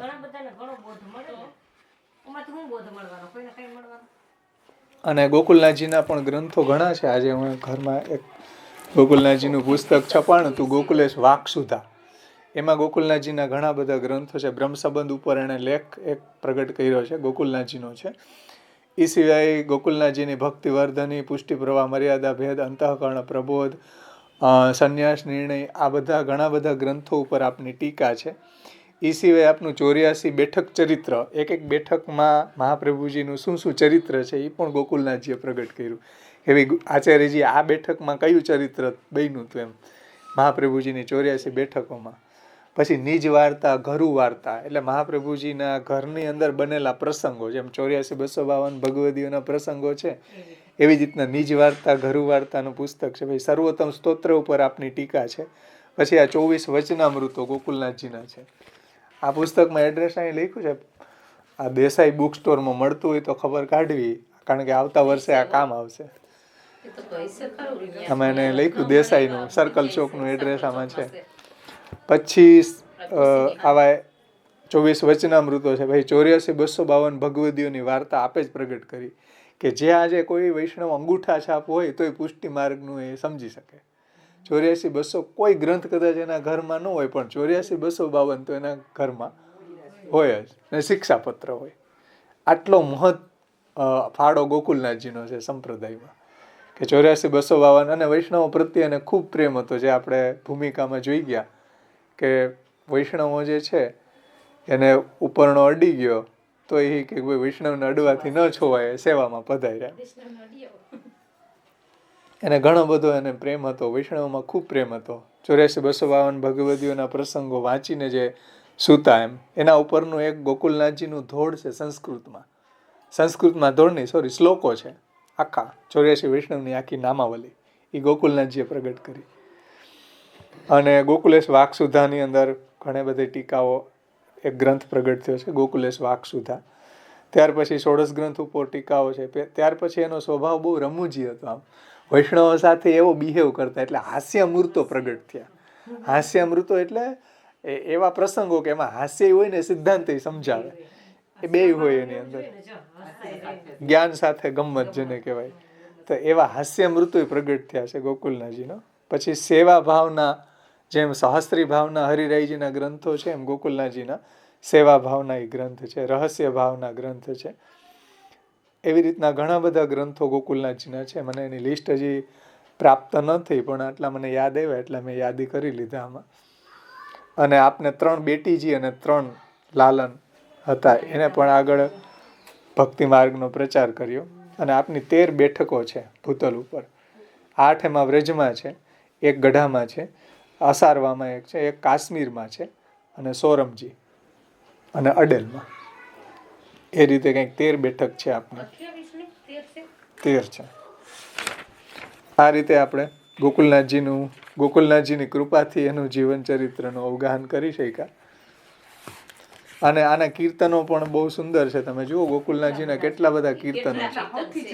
3-4 દિવસ બોલવાનું શરૂ કરો ત્યારે ઉત્સવ આવે ત્યારે આપણે બધાય બોલી શકીએ, બાકી એક દિવસમાં બોલાય નહીં. એમાં ગોકુલનાથજીનું એક કીર્તન બહુ સુંદર સેન્ટ્રલ આઈડિયા એનો એવો છે, આખું જે અત્યાર સુધી આપણે વર્ણન કર્યું એને કીર્તનની ભાષામાં સમજવું હોય તો એક જ કીર્તનની અંદર આખું આ વર્ણન આવી જાય છે. બહુ સુંદર એક કીર્તન છે. તમને ખાલી શોર્ટમાં એને કીર્તનનો હું ખાલી વાંચી જાઉં, પાઠ કરી જાઉં.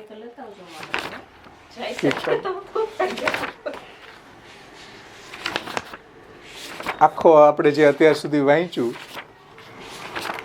એનું એક કીર્તન છે. તમને ગોકુલનાથજીનો ઉત્સવ છે એટલે આપણે એ પણ એક વાંચી. માલા તિલક પ્રસંગનું આખું કીર્તન છે, જે આગળ જો આપણા અષ્ટસખાઓની કેવી એ સૂઝબૂઝ હતી કે આટલી વસ્તુને આટલી શોર્ટમાં એ સમજાવી દે કીર્તનની લેંગ્વેજમાં કે જયતી ધન્ય વિઠ્ઠલ સુવન પ્રકટ વલ્લભ બલિ પ્રબલ પન કરી પણ યાની પ્રતિજ્ઞા તિલક માલા રાખી. જયતી શ્રી વિઠ્ઠલ સુવન, શ્રી ગુસાઈજીના પુત્ર, પ્રકટ વલ્લભ બલ પ્રબલ પન કરી તિલક માલા રાખી. ખંડ પાખંડ દંડી, આ ચિદ્રુપ, ખંડ પાખંડ દંડી વિમુખ દૂર કર, હન્યો કલિકાલ તમ નિગમ સાખી. એટલે આ જે કલિકાલ રૂપી અંધકાર હતો એને આપે દૂર કર્યો. કપટ કપટ સિપાત જહાંગીર વસ કરી કહો ધરત ઉર માલ ગોકુલ ગુસાઈ. એટલે આ સંન્યાસીએ કપટ સી પાત જહાંગીર વસ કરી, એટલે કપટ પૂર્વક જહાંગીરને વસ કરીને કહ્યો કે ધરત ઉર માલ ગોકુલ ગુસાઈ નહીં કહી શાસ્ત્ર શ્રુતિ દોષ તોહી હોત હે દૂર કર બેગી યહ દેહુ દુહાઈ. એટલે એને ઓલાને શું ચાવી ભરી કે આવું ક્યાંય શાસ્ત્રમાં કીધું નથી. પેજ નંબર 222 ઉપર આવું ક્યાંય કીધું નથી શાસ્ત્રમાં માલા તિલકનું, એટલે તમે એને દૂર કરો. આવું એને જહાંગીરને કીધું. કોપ મહીપાલ ઉમરાવ ઢીંગ બોલી કે કહ્યો સબ દેશ ફરમાન કીજે. એટલે બધા એના ઉમરાઓને એને જે સૈનિકો હતા એને બોલાવીને કીધું કે જાઓ બધા દેશમાં તમે આ ફરમાન પહોંચાડો, માલા તિલક નહીં પહેરો, માલા તિલક નહીં કરો. કોપી મહીપાલ ઉમરાવ ઢીંગ બોલી કે કહો સબ દેશ ફરમાન કીજે તિલક સિર ભાલ ઉરમાલ જો ધરત હે તોહી સબ મૂલ તે કાઢી દીજે. જે કોઈ તિલક માલા કરે એને તમે ખતમ કરો એમ. તબ સકલ સ્વામી દિલ્હી સે કોપ સુની કે ડરપી તત્કાલ માલા ઉતારી.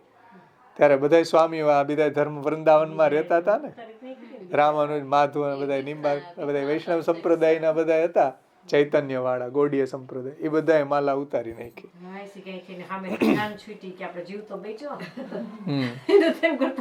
નહીં કહ્યો શાસ્ત્ર શ્રુતિ વેદ નિજ ધર્મ યહ કહ્યો શ્રી વલ્લભ બડે બિરદ ધારી. એટલે ગોકુલનાથજીએ કીધું કે ભાઈ ક્યાંય શાસ્ત્ર વેદ શ્રુતિમાં ક્યાંય આવો ધર્મ કીધો નથી. તબ જાય કાશ્મીર જહાંગીર સો યો કહ્યો માલ નિજ ધર્મ સબ શ્રુતિ બતાવે.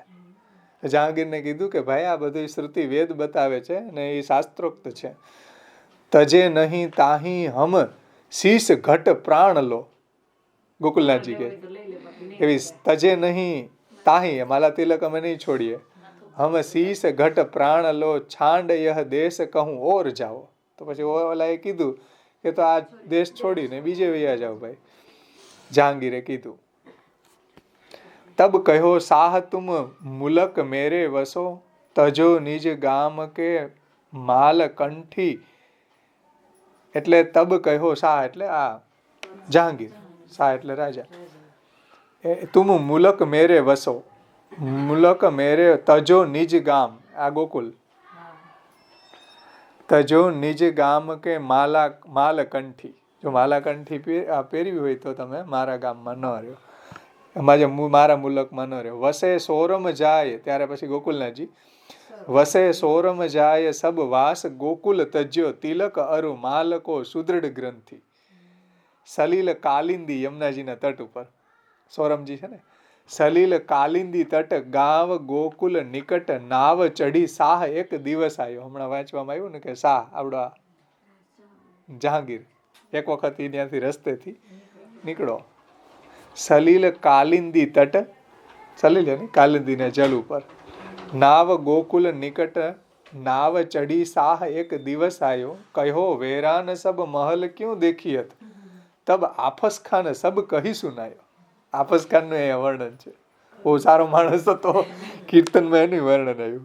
ત્યારે આફસ ખાને કીધું કે એટલે જહાંગીરે પૂછ્યું કે આ કેમ અહીંયા બધું ખાલી ખાલી દેખાય, બધું વેરાન કેમ, કોઈ પબ્લિક અહીં રહેતી નથી. ત્યારે આફસ ખાને કહ્યું કે ગામ ગોકુલ ગોકુલેશ વસત યહાં આય અબ વાસ સોરમ મેં કીનો. એટલે આસફ ખાનને ખબર હતી બધી, એને કીધું કે ગોકુલનાથ જ્યાં રહેતા હતા ને એ વયા ગયા સોરમજી. માલ કાઢી નહીં તિલક મુદ્રા રહી પત્ર પાતશાહ કો માન લીનો. એટલે આને એમ કીધું ને, બાદશાહનો પદ માની લીધું કે ભાઈ માલા કાઢી નહીં, તિલક ન કાઢ્યું, અને તમારી જે પત્ર હતો એને સ્વીકારીને અહીંયા ગોકુલ છોડીને ચાલ્યા ગયા. રાખ અપની કાન અકબર હુમાયુ આન જગત ગુરુ પ્રકટ સંસાર, જગત ગુરુ પ્રકટ સંસાર ચિહ્ને लिख्यो फरमान કહે શાહ સન્માન કરી આય ફિર બસો અપને ઠિકાને. હવે જહાંગીરે કીધું કે ભાઈ ફરીથી લીખો ફરમાન, પાછું ફરમાન લખ્યું, કારણ કે આવું તો કોઈ અકબરે નથી કર્યું એમ, હુમાયુ વગેરે કોઈ નથી કર્યું એમ. તો લીખ્યો ફરમાન કહી શાહ સન્માન કરી આય ફિર બસો અપને ઠિકાને. મિલે સ્વામી સકલ સંપ્રદાય વાર ચારકે, એટલે રામાનુજ, માધવ, નિંબાર્ક, આ ગોડીય, એ બધા સંપ્રદાયના બધા જે ઓલા સ્વામીઓ હતા, મહંતો, એ મળ્યા. પછી મિલે સ્વામી સકલ સંપ્રદાય ચારકે, કંધ સુખ પાલ ધરી શીશ નાયો. પછી બધા ગોકુલનાથજી પાસે ગયા. દઈ પ્રભુ માલ તિહી, ગોકુલનાથજી એને પાછી માલા આપી. દઈ પ્રભુ માલ તિહી કાલ સન્માન કરી, પહેરી ઉર મુદિત સબ સુજસ ગાયો. ધન્ય ગોકુલ ઈશ પ્રગટ જગદીશ, તુમ કિયો પન પ્રતિજ્ઞા. પ્રબલ જીન ધર્મ ધાર્યો, કોપ મહિપાલ વિકરાલ ડર મેટીકે, માલ અવિચલ કરી દુઃખ નિવાર્યો. એટલે આવડા છે તમારી પર ગુસ્સે થયો. કોપ મહિપાલ, મહિપાલ એટલે રાજા, જહાંગીર. વિકરાલ ડર મેટીકે, આ બધાનો ડર તમે દૂર કર્યો. ઓર માલા અવિચલ કરી દુઃખ નિવાર્યો. મેં આય ફિર પ્રથમ ગિરિધરન દરસે, भयो जय जयकार विस्तार जस जगत में, आय फिर प्रथम गिरिधरन दर्शे. विरह परिताप संताप सब मिट गयो, सुखद शीतल चरण कमल परसे. લગ્ન દિન દેખી, લગ્ન એટલે સારું મુહૂર્ત. શુભ આય ગોકુલ બસે, પ્રકટ કીરત તિહું લોક બાઢી. એનાથી ગોકુલનાથજીની કીર્તિ ત્રણેય લોકમાં વધી. નાથ વિઠ્ઠલ સુવન પ્રકટ વલ્લભ ભય, ગાય નિજદાસ કો દાસ ઢાઢી. આ નિજદાસ એટલે કાકા વલ્લભજી હે. દાસ ચરણ હરી વાગધીશ કી, એમાં આવે ને ચરણ રેણુ નિધિ પાઈ. એટલે જેટલા દાસની છાપના કીર્તન છે ને એ કાકા વલ્લભજીના છે. લેખ, હા બસ એ લેખકાર સુબોધનીજી ઉપર એનો લેખ છે, કાકા વલ્લભજીનો. એનું આ કીર્તન છે. તો આ રીતે આપણું શ્રી ગોકુલનાથજીના કીર્તન સહિત અહીંયા સમાપન કરીએ. એક છેલ્લે ગોકુલનાથજીની વધાઈ બોલી લે. આપણને તો અત્યારે કોઈ હેરાન નથી કરતું, તોય તિલક કોઈ કરતું નથી. હેરાન કોઈ ના નથી પડતું તો કોઈ તિલક નથી કરતું. ત્યારે હેરાન કરતા હતા તો તિલક કરતા હતા.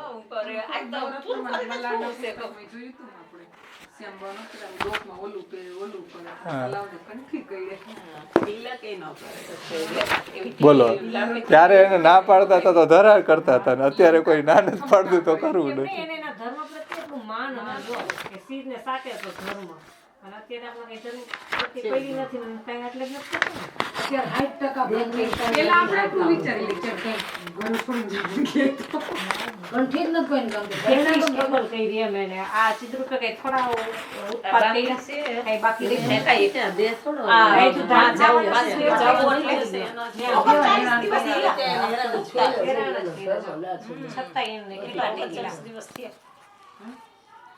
છતાં